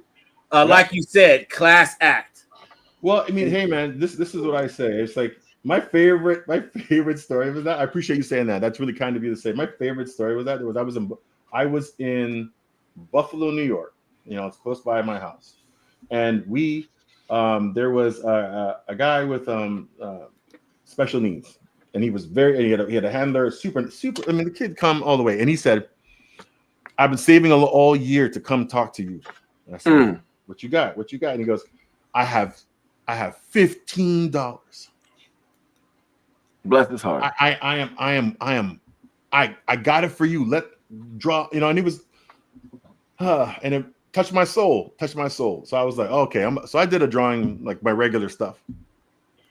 And I said, keep the $15 and spend it on somebody else. You know what he did? He took that drawing and showed every artist in the place. Look what I got from Ken Lashley for $15. Talk that shit. Right? and shamed people into doing it. Like shamed them all into like, oh shit, right. I can't be trying my regular rate. I thought it was great. Right. But that's in the end of all of this stuff, that's all you really have. I mean, all you really have is some integrity, if you have any. The fans who I mean, like, listen, they go out of their way for me and do things, and like I made a joke on my group that I need some American peanut butter because in Canada we have standards, so we can't get Peter Pan because we all get diabetes. But it's like, so it's just it's just one of those funny things. And fans came and brought me peanut butter. It's just like you can say whatever you want to say about what this really is about, and a lot of guys are about commerce and not really interested in anything other than making money off the fans. And like I only started charging for my autograph maybe 5 years ago because it was like I was at that point where people were just exploiting that my kindness. So right. But even that, like I still let people pick their own poison kind of thing. Like you're gonna come to me and get the drawing done. What's your budget? Because I can adjust the artwork to fit your budget. So if it's I only got $100, okay, cool, whatever, man. Get in, get out, right? Some guys go, I got 1,000, okay. Get in, get out. Some guys go, I got $50. Get in, get out. Right? Like it's like, here we go. Let's go. Right? Some guy. I remember I had dinner at a very, very, very prestigious guy said to me, I think you're undercharging for your abilities. And I said, you know what? Let me explain to you something. Okay, so you go to a show and you charge $800 for your stuff, and you're the man, and you got $800, and you got 3 people that weekend, or maybe say you got 5 people that weekend. Come up to you, give you your money, you feel good, you get 5. You said no more than you said yes. Cool. Right. All right. Right. I do 35 drawings in a weekend. Woo! And they're all different price points, and they're all different levels. You know what I have? I have 35 people out there championing me everywhere they go. Facts. Right. And so you're thinking about the $800, and I'm thinking I probably made more money than you, made more people happy. And that's what builds the brand about you. Yeah. Right. So you say like I also think it's really bizarre when people, one of the things I think is really strange when people do this thing where, I get on this list, but I don't know what, I put my drawing down and then he gets to pick which one he wants to draw. That's crazy to me. Yeah. To me, it should be first come, first serve. So if you're in line with me and your drawing is $80 and it's a Superman bust, and the next guy says, "Oh, I want to spend $1,000 and I want a Fantastic Four drawing." I don't jump to the Fantastic Four drawing because it's more money. Right. First come, first serve. For sure. Right. And that's how it should be. It's such a weird. I mean, to me, this fans really need something like sort of like, how do I say this in a nice way? It's like we've lost what this is about sometimes. Like we've lost a little bit about. Like when I first got into business, like nobody charged for sketches. It was free. When the autographs were free. I sat next to some big, huge artists back in the John Romita. John Romita was drawing. I was in Chicago, and John Romita was sitting next to me, and he was drawing Gwen Stacy with one line for free for people. Wow. Just going headband. And I was like, oh my God. I need one of those. You know what I mean? That's what people don't. I mean, maybe I'm naive in some ways, and maybe I'm still thinking about those things. But the truth is, I enjoy this stuff, and I'm trying to keep the love as much. That's why I do my dinners, and I pick whatever character you want. Like there's no like, oh, I only draw these 3 characters because I'm known for this. Right. I only draw Black Panther. I said, what? Come on, like I don't help people when they come to my table and they said, oh, what do you feel like drawing today? I said, that's a ridiculous question. I say because it's going into your collection. Nice. So you got to figure out what it is. Did I want to draw Mohawk Storm? Well, I didn't think about it. So I came here and I'm thinking, oh, so someone's gonna say something and I'm gonna draw something. I don't know what that something might be. Right, and that's kind of what this is all about. Right? I want to shout out Corinne Kaiser Stone, who's a upcoming guest He is a very talented artist and within his own right. He does character design for some of our favorite animation, like Dark Knight Returns, Part 1 and 2. He did some stuff on Young Justice and stuff. And he's saying great interview, guys. So he is tuned in on the live. And stay tuned for that interview with Koran in a couple weeks. Oh yeah, it is next week. It is next week. No. Timmy Hague's next week. It's in 2 weeks. Okay. So we got Timmy Hague and then we got Koran in 2 weeks. But shout out to Koran for joining us and for all the people that are watching. We have the great Ken Lashley here joining us on Sig Slayers 100. He is right now drawing a storm, a Mohawk storm, and we're chilling here with DJ Big Phill, renowned DJ and curator for Collections of Black. So now we gotta talk music, man, because my man Ken Lashley is a connoisseur of great music as well. Let's just throw it out there. I want to start it with the DJ first, and then hear Ken's reaction. Okay. So, Big Phill. Yes, sir. All right, I'm putting you on the spot. A lot of hot music came out this year. A lot of legends, like that are either already came out with albums this year. Slick Rick came out with an album. Ghostface came out with an album. Nas and DJ Premier coming out with an album this year. Freddie Gibbs and Alchemist, all that. But here's my question to you. Okay. Favorite producers. Give me 3 favorite hip hop producers of all time, or right now, or what? Of all time. Because all time is rough because of Eric. But I'll give you my right now. Then I'll give you right now. I'll do all time. Okay. Right now I'm going Alchemist. Okay. Alchemist. I'm going Tall Black Guy, and I'm going. I think for me, it's it could be kind of up in the air. Like it's kind of rough to do 3. You know what I mean? If we do like 4 or 5, I can mix. Now, if we're going all time hip hop producers of all time, Marley Marl. Okay, Marley Marl is the architect for real. Marley Marl is the first one to break. Marley Marl is the first person to break down sampling at the snare, the kick, and the hi-hat, and then to replay them. So Marley Marl gets that. We're doing 3. You said 3, right? I said 3. So Marley Marl, that's a good one. No, Marley. You got to think without Marley, there's no P Rock. There's no Premier. There's no nobody. So here we go. I'm gonna go Marley, J Dilla. Okay. All right. And I'm going Marley, J Dilla, and I guess I gotta go Primo. Okay. All right. DJ Premier. All right. Ledkilla. Yeah. Ledkilla. Okay. Give us some of your favorite production. You can't have anything without Madlib. Madlib is one of my favorites. Madlib. For sure. Yeah, and I do a lot of things when I'm listening to things. You know, like sometimes I go through periods. You know what I mean? So and I'll be up at 4 o'clock in the morning listening to watching YouTube of videos of things I've never seen before, a live performance of somebody. You know what I mean? And sometimes I just do a lot of it's one of the things. Or sometimes I don't listen to anything. In my studio, it's very strange how I think of music, right? Because for me, I attribute it to what I was listening to and what I was drawing at the time, right? So sometimes it's like I'll listen to an album, and I'll just be like, oh, that reminds me of this, and at this time I was drawing this book, you know, and I'll buy albums. To me, are periods of time, and it's also sometimes not when it came out; it's when I came across it. Right. So, that's me. It's like sometimes I'm a sleeper. Like, I'm like, oh, that's really cool, or that's really neat.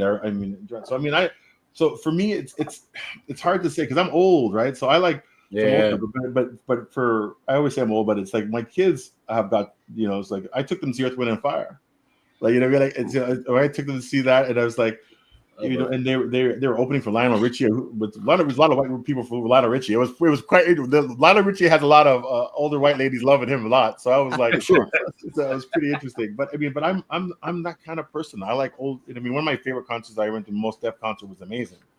I mean, Mos Def was a great person to listen to live. But I mean, there's I just like music, you know. I mean, I like music, and the funkier the better. Right. So I mean, that's just me. I just don't know. But it's hard to really say things that I. But I'm an old school hat first, so for sure. Oh, okay. Oh, okay. Hold on. Let me blow you up. Let's get it. Let's get it. Let's see if I can make it. There we go. I don't know if that. It's hard to see because the angle is weird. The angle is like my camera is not perfect, so it's kind of a strange. No, it looks a little bit weird. That's perfect. It'll look better because it's like my camera's not straight, so it's a little bit off cedar, so it looks a bit odd. Let's see if I can try that again. No, it doesn't look odd at all, brother. It looks perfect. Woo! Let's go. Fire. See if I can angle up to the. See, I would have been rocking the mohawk too, man. If we shot. Grand Alberta says Lex Luthor one day. I'm with you. Yo, Lashley, hey, listen, once again, man, that piece is incredible, man. Yes, thank you so much, man. It's like a 10-minute drawing altogether. So you can, I mean, it's definitely yours. So Can you show that up one more time for the viewers? We got Ken Lashley. Smash the like button. Oh, we got Mark 767 Comics. He's saying his top 3 producers is the RZA, Dre, and the Neptunes. Okay. So Dre, so I'm gonna say this about Dre. Dre don't count.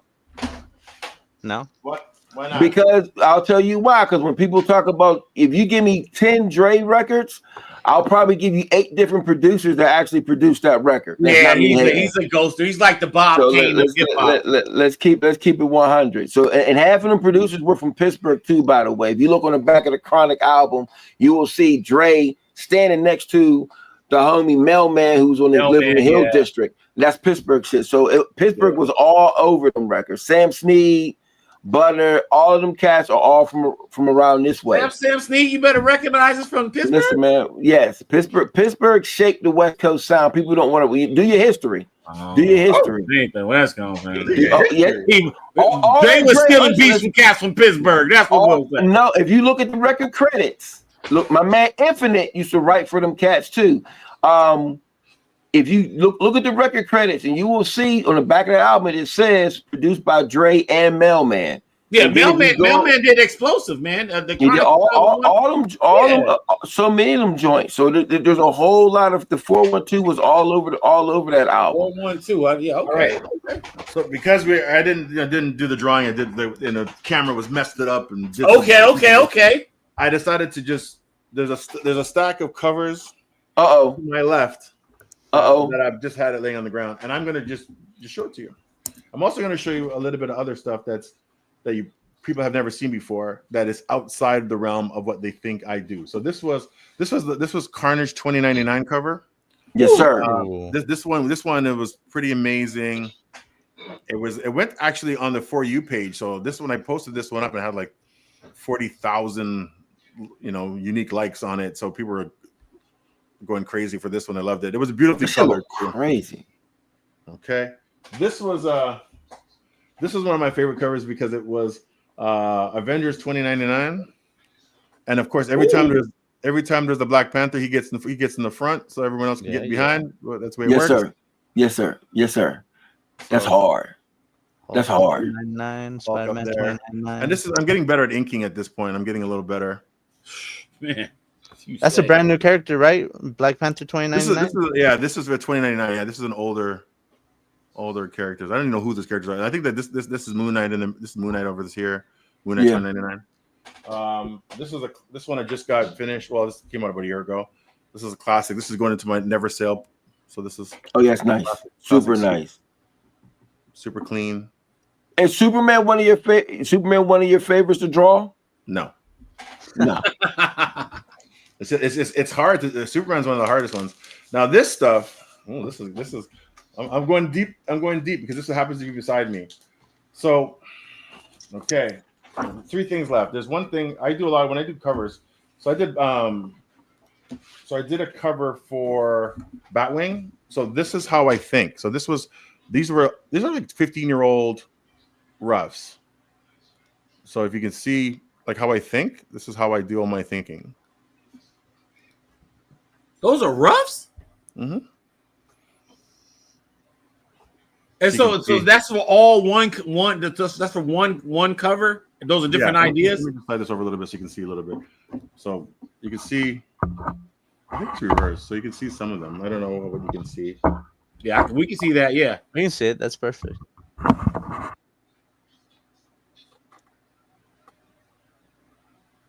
Wow, incredible. And then, so what? Which one makes the cut? So you have all those choices.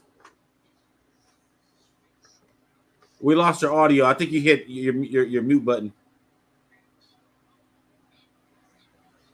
Yeah, I can't hear you. When you put the thing up against the camera, I think you the press sound something went on off. your phone. Yeah. I don't know what happened there. Well, we just gotta read lips. I'm gonna do some interpretive. Let me see. I'm gonna do some signage. Still can't hear you, brother. Yeah. Shit. That's weird. Okay. Oh, you want to show some more? Okay, yes. Two more. Okay, yeah. 3. Let's just go. Okay, perfect. He's coming in, coming out. Man, I love Ken Lashley, dude. This is a great show, and I love the fact that Ken talks his shit too, man. You know, he's like role play, yeah, man. You know, I'm rules, you know, whatever. But this dude was the first victim. Like I love that, man. I love that about him, man. It just let's remember this. Kev Jr. wanted to know what was the comment about Brian Stelfreeze going to be. Ken was in the middle of talking in his camera cut, and so I'm curious. I'm curious about that too. He was talking about how dope he was. Obviously, he was saying I was crazy. Man, this is great. Be sure if you guys are on Instagram, if you're on YouTube, and you guys are just stumbling upon this live, welcome. This is Sig Slayers 100, our live episode. We're here every Thursday. It's normally not live, but since it's the 100th episode, we wanted to do something special. And tonight we had Ken Lashley drawing Storm, and he's showing us pages. And here he is. He's back in the house right now. Be sure to subscribe to the Sig Slayers station, where we have weekly interviews. And here we go. Sorry about all this technical issues. It is okay, man. It happens when we're live, man. All right, so here is a drawing, the pencil drawing of a package illustration for Hasbro Toys. This was a Star Wars Transformers. Okay. So this was one of the characters, and so this is kind of the stuff that I do, right? So like I did the drawing, but they wanted more add over here, so I had a little bit of panel there. But this is the pencil stuff that I would send to the colorist, and the colorist to do that. So, and this was a product for them, and it came out. But this is the last thing I'm going to show you. It's kind of interesting. So what year was that? Oh my God. I don't know, 15, 20 years ago or so. I keep all this stuff, so I just have. I remember those when I was a kid. Yeah, I bought that. Yeah, I did all the package illustration for that. So here's something interesting. So they came to me and they said, we want to do a cartoon. They want to do a Star Wars cartoon. And they came to me and said, but we want it to be really stylized. And we're not sure, would you want to do it? Because I did the Forces of Destiny. You know that Forces of Destiny cartoon they did with it, all the different female characters. I did that drawing. I did designs. So check this out. Now this is gonna blow your mind a little bit. You might go, "What? Ken did that too?" But let's check this out. So, really, wow, Han Solo, Boba Fett. That is some different shit, dude. Dude. That's not that. May I ask you this? That wasn't those little shorts that was on like a couple. That's not that, was it? Shut the fuck up, man. Hey, listen, man. Let me tell you something. Listen, y'all don't know nothing about that. Let me tell you something. Boy, man, listen. I remember when those came on, there was like 2 minutes. There was like a minute and 30 seconds. Hey, that was done by Filoni, those guys. But after that, you talking about Gendy. Okay, yeah, Gendy Turner. So what happens is they came after that. They said we want to do a more elaborate cartoon. And Hasbro came and approached me and said, "Hey, we like this style a little bit more. Maybe do a little bit more mature style. Elaborate." And then I said, "Okay, cool." So then I did these drawings. So I was a development guy. I did a lot of development work for Hasbro over the last 30 years. And a lot of the stuff is internal. So I'm the one who did the first G.I. Joe pass. I'm the one who did the first Transformer pass. I did this thing called Trans Tech. Yeah, I did this thing called Trans Tech. So it was a Transformers was sort of like an out there sort of design queue. So I got to do these crazy designs for all these different things, and that became the seed that planted in their minds that they can make a Transformers movie. And if you in the shot that at the very end of the movie where he's standing up there and he's doing that shot, that's right out of my deck. But it was like, so I designed, but it was like little bits and pieces. It kind of looked like the motif of Optimus Prime, but it was all kinds of, because it couldn't look like the toy. But it started out as a toy line called Trans-Tech. So it was like this bizarre, weird versions of all these characters. And that became the jumping on point for them to make a feature film. I even did the design deck that was what Hasbro pitched to the movie studio to get G.I. Joe made. So I mean, so it's like, I do a lot of that stuff. I did a lot of that stuff back in the day. And we could talk. Lashley, brother Lashley, brother Lashley. Yes. We gotta have a conversation, man. What's a conversation? No, because man. Let me tell you something. I'm gonna say this, and I need for people to understand. I get real serious when it comes to historical and cultural context in our space. Because what happens is a lot of times there's too many of us talk about what we don't do, what these opportunities are here for us, what we're not doing or whatever. Like what you have shown over the past decades is nothing but ridiculous excellence. And the fact that this isn't common knowledge, because I consider myself a scholar in this type of shit. You know what I'm saying? Yeah. And it's just we got to talk about we have to talk about something. I'm all about the filming, the series. Your story is so incredible, it doesn't make any sense. Like it's just and it's not like I'm not saying from a surprise standpoint. Let me say that. Not from a surprise standpoint, but it's just I think a lot of times we do so much in our lives that sometimes we forget, and we gotta sometimes. I'm talking for myself. Yeah. I've done a lot, I ain't did no Star Wars shit, nigga. I'm not, brother. I ain't saying that, you know what I'm saying? But I'm just saying, oh, he's off first. I'm just saying it's like, even from a DJ standpoint, I've done shows with everybody. I done spun for Rakim. I done did this. I done did that. You know what I mean? So it's like sometimes you kind of forget because I still got to do regular shit. You know what I mean? Yeah. But it's like when I'm sitting back and I'm listening, and I'm like, man, this brother did this. He did this. He did this. This is the type of stuff that everybody needs to know, and it puts you in another. And I know, and I really mess with you because you have that humble spirit, but you also got that, man, don't fuck with me too, man, because I can show you what it's looked like at the same time, and that's real because that's how I feel. I believe that sometimes people look at it as arrogance. That's not arrogance, man. You just know who you are, real shit. I appreciate you saying that, but the problem is that I'm trying to be honest with people. It's when you're not the one that they chose, you have to find your way to motivate yourself, right? Right. So my motivation was not predicated upon what other people's opinion of me. In fact, fuck that shit. I said one of the things that really struck with me, and I heard this. I went to a talk once. And then, my mom wanted to see this speaker, and it was one of Oprah, and it was so I just went with her, bought the tickets, and we took my wife, and and her mom. So the four of us went, and somebody said something at that talk that changed my life, and this is a line they said: "Other people's opinion of you is none of your business." And I remember thinking, what? And then I started really dissecting what that meant. Right. So, and I started dissecting what it meant in the sense of what other artists thought of me, what editors think of me, what all these other things. It does not make a single difference of what my daily routine is. So I have to just get on that. And the only person that has any power over me is me. So I don't care. I don't care if I get a compliment. I don't care if I read a thing today where some guy said that I did covers for X-Men and I put blackface on it because I made them black. And I was like, if you only knew, brother, right? Like if you only knew what I've had to go through to get here. Yes, right? Sir. Yes, sir. And the things that I've had to endure, and the people that would look down upon my skills and thought of me as less than.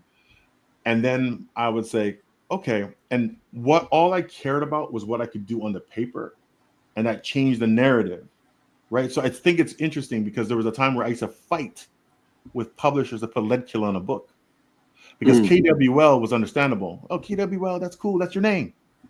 But when I switched to Ledkilla, it was like, oh, we want you to go back to the old way you called yourself. And I said, you can't control that. Yes, sir. Tell me what to call myself. What are you talking about? Yes, sir. Right? And I called myself that. And now it's like a badge of honor. Oh, we got Ledkilla doing our books. Facts. And I put that logo on everything I touch. Right. And I think that it's a powerful message to go through that stuff. Do you know what I mean? Having an editor at a big toy company tell you that, you put up something on your Instagram that's our internal stuff. And it's not right. That's how we make toys. And I said, no, you have that completely backwards. You've taken my process and made it your own. And there's a difference between the two. And I can always put what I put up there because you didn't have a process before you gave it to me. Facts. If you sent me something, I made a process of how you make the toy, and then I posted it. If you adopted it, that's your business, right? Like you can't tell me what to do. But then I said, but you know what? You're right. I'm going to delete that post. And I will never post another thing about your company on my wall. I'll only post companies I'm cool with. And I just left it at that. I just took it down. But after I sold my piece, and then 6 months later, I get an email from somebody up the food chain and said, why you stop posting about us? Because this guy said he didn't like what I was posting. So he don't work here. There it is right there. Come on, keep rolling. And you know what I mean? That's what I mean. Like you have to sometimes be willing to say, stand up for yourself and say, this is what it's about. But at the same time, know that there's bigger fish. I mean, at sometimes in my life, I've been, it's weird when it transitions from, the other guy to sitting next to Brian Stelfreeze. Let's be honest. Brian Stelfreeze is the most talented guy in the comics. Right? Yeah. So, and the fact that we know who some of these other yahoos are, and we don't know how Brian Stelfreeze works. When you see him sit next to you and doing watercolor, there's so many factors. If this table is uneven, it changes the piece. For sure. Right? Like, you know what I mean? So the guy is sitting there painting, and we're people getting in line for some person who's hot of the month doing some crappy X-Men book but no one cares about. But you have true talent right beside you, and you're not honoring that. I mean, think of there's some people that came by and said, me and Brian Stelfreeze are sitting next to each other's show, drawing. Do you know what I mean? And I was like, I don't know who's coming down this corner, but they better be able to hang, right? Because I don't know who's coming down here. Like, I'm not saying listen, what he was doing was insane. I'm just doing my little corner of the universe, but what he does is insane, and it's just truly, it's a gift. It's a gift. I can't tell you what it's like to sit next to some of these people and say, wow, that's amazing. Right. They give me the grace by saying kind things to me. But I know the difference between the real talent and process. I'm a bit of a process guy, and I can still draw. But let's be honest. There's guys with phenomenal abilities that should get more shine. And I think these are the channels that have to do it. Like you have to make sure that people know how talented these people are. And I think it's an imperative. It's part of your business. It's part of your plan. Yes, sir.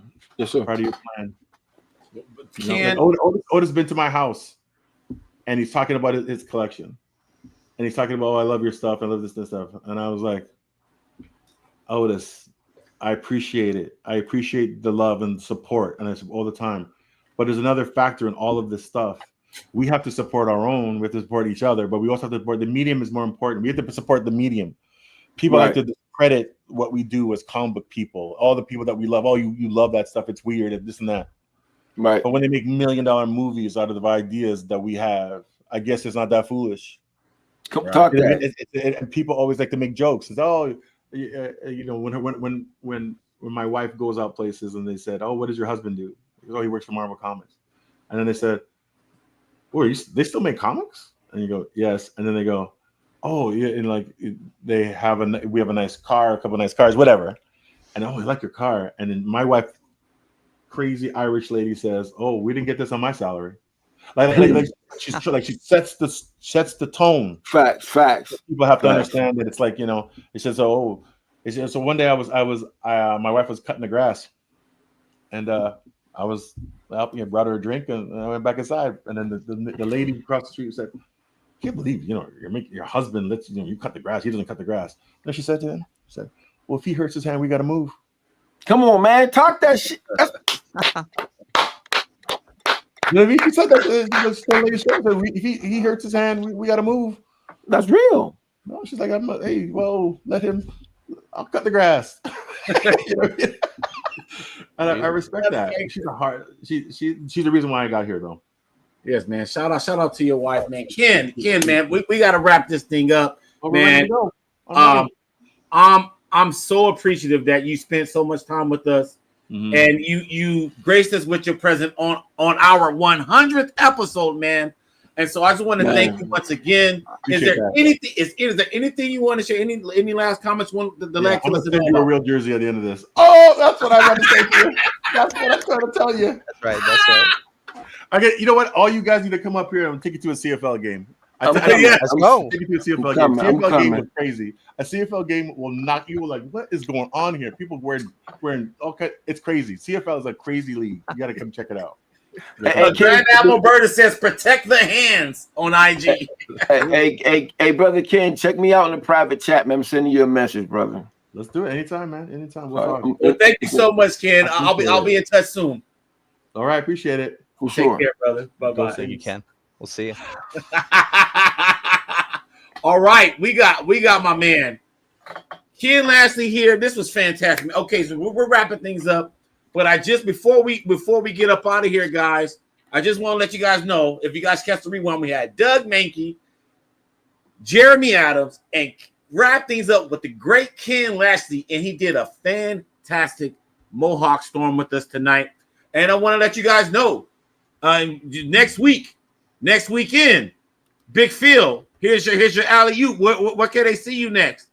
Hey, next week I will be I'll be in Charlotte, North Carolina, Collections in Black. We're going to do another screening of the film, and in the screening of the film, you'll see some of the stuff that I was talking about with Brother Lashley in the film as well. Then after that, I'm gonna have an artist talk, and at the artist talk, we're gonna have none other than Stephanie Williams is gonna be there with me as well, one of the greatest writers in the business. So it's gonna be it's gonna be an exhibit. I'm gonna have some original art pieces there. You know, hopefully I'll have this piece that Ken did today.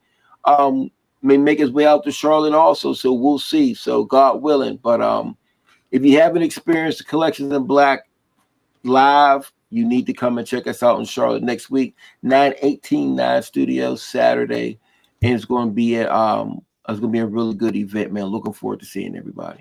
Man, and then next week, your boy, the Sig Slayer, is having his first booth ever at a Comic-Con at Memphis Comic Expo next week. The Sig Slayers will be having a booth. We are the official media representative of the Memphis Comic Expo.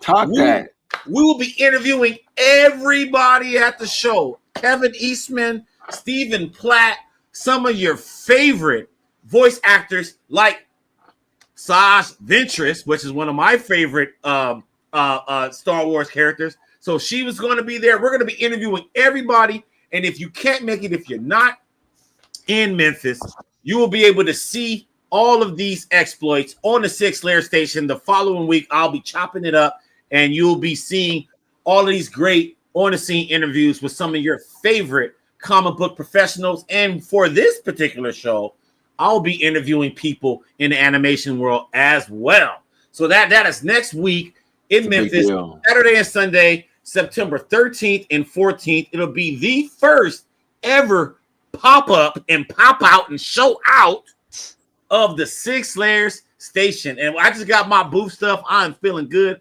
I'm popping collars and spending dollars, man. I love it, man. And then next week, guys, I'm just showing this here. Next week, we got Timmy Haig, the owner and writer of Archie's, but he's the owner of Arsenal Comics out in, I want to say, Orange County or something. No, Ventura County. I'm sorry. Ventura County. So Ventura and Newberry Park out in Cali. He owns a 30-year-old comic book shop owner, and he owns 2 shops. Okay. And he's writing Archie's right now, and he's going to be doing things with Minor Threats. So that's Patton Oswalt and Jordan Bloom and all of them. So Archie and Minor Threats are going to be doing a crossover. And Scott Koblish, the world record holder for most characters on a cover. So that's going to be our interview next week. And then next Saturday, Sunday, you will see me in Memphis Comic Expo. You will see my man Big Phill in North Carolina, along with our former guest on the show, Stephanie Williams. We appreciate everybody joining us here on the Sig Slayers station. But that is all for our show.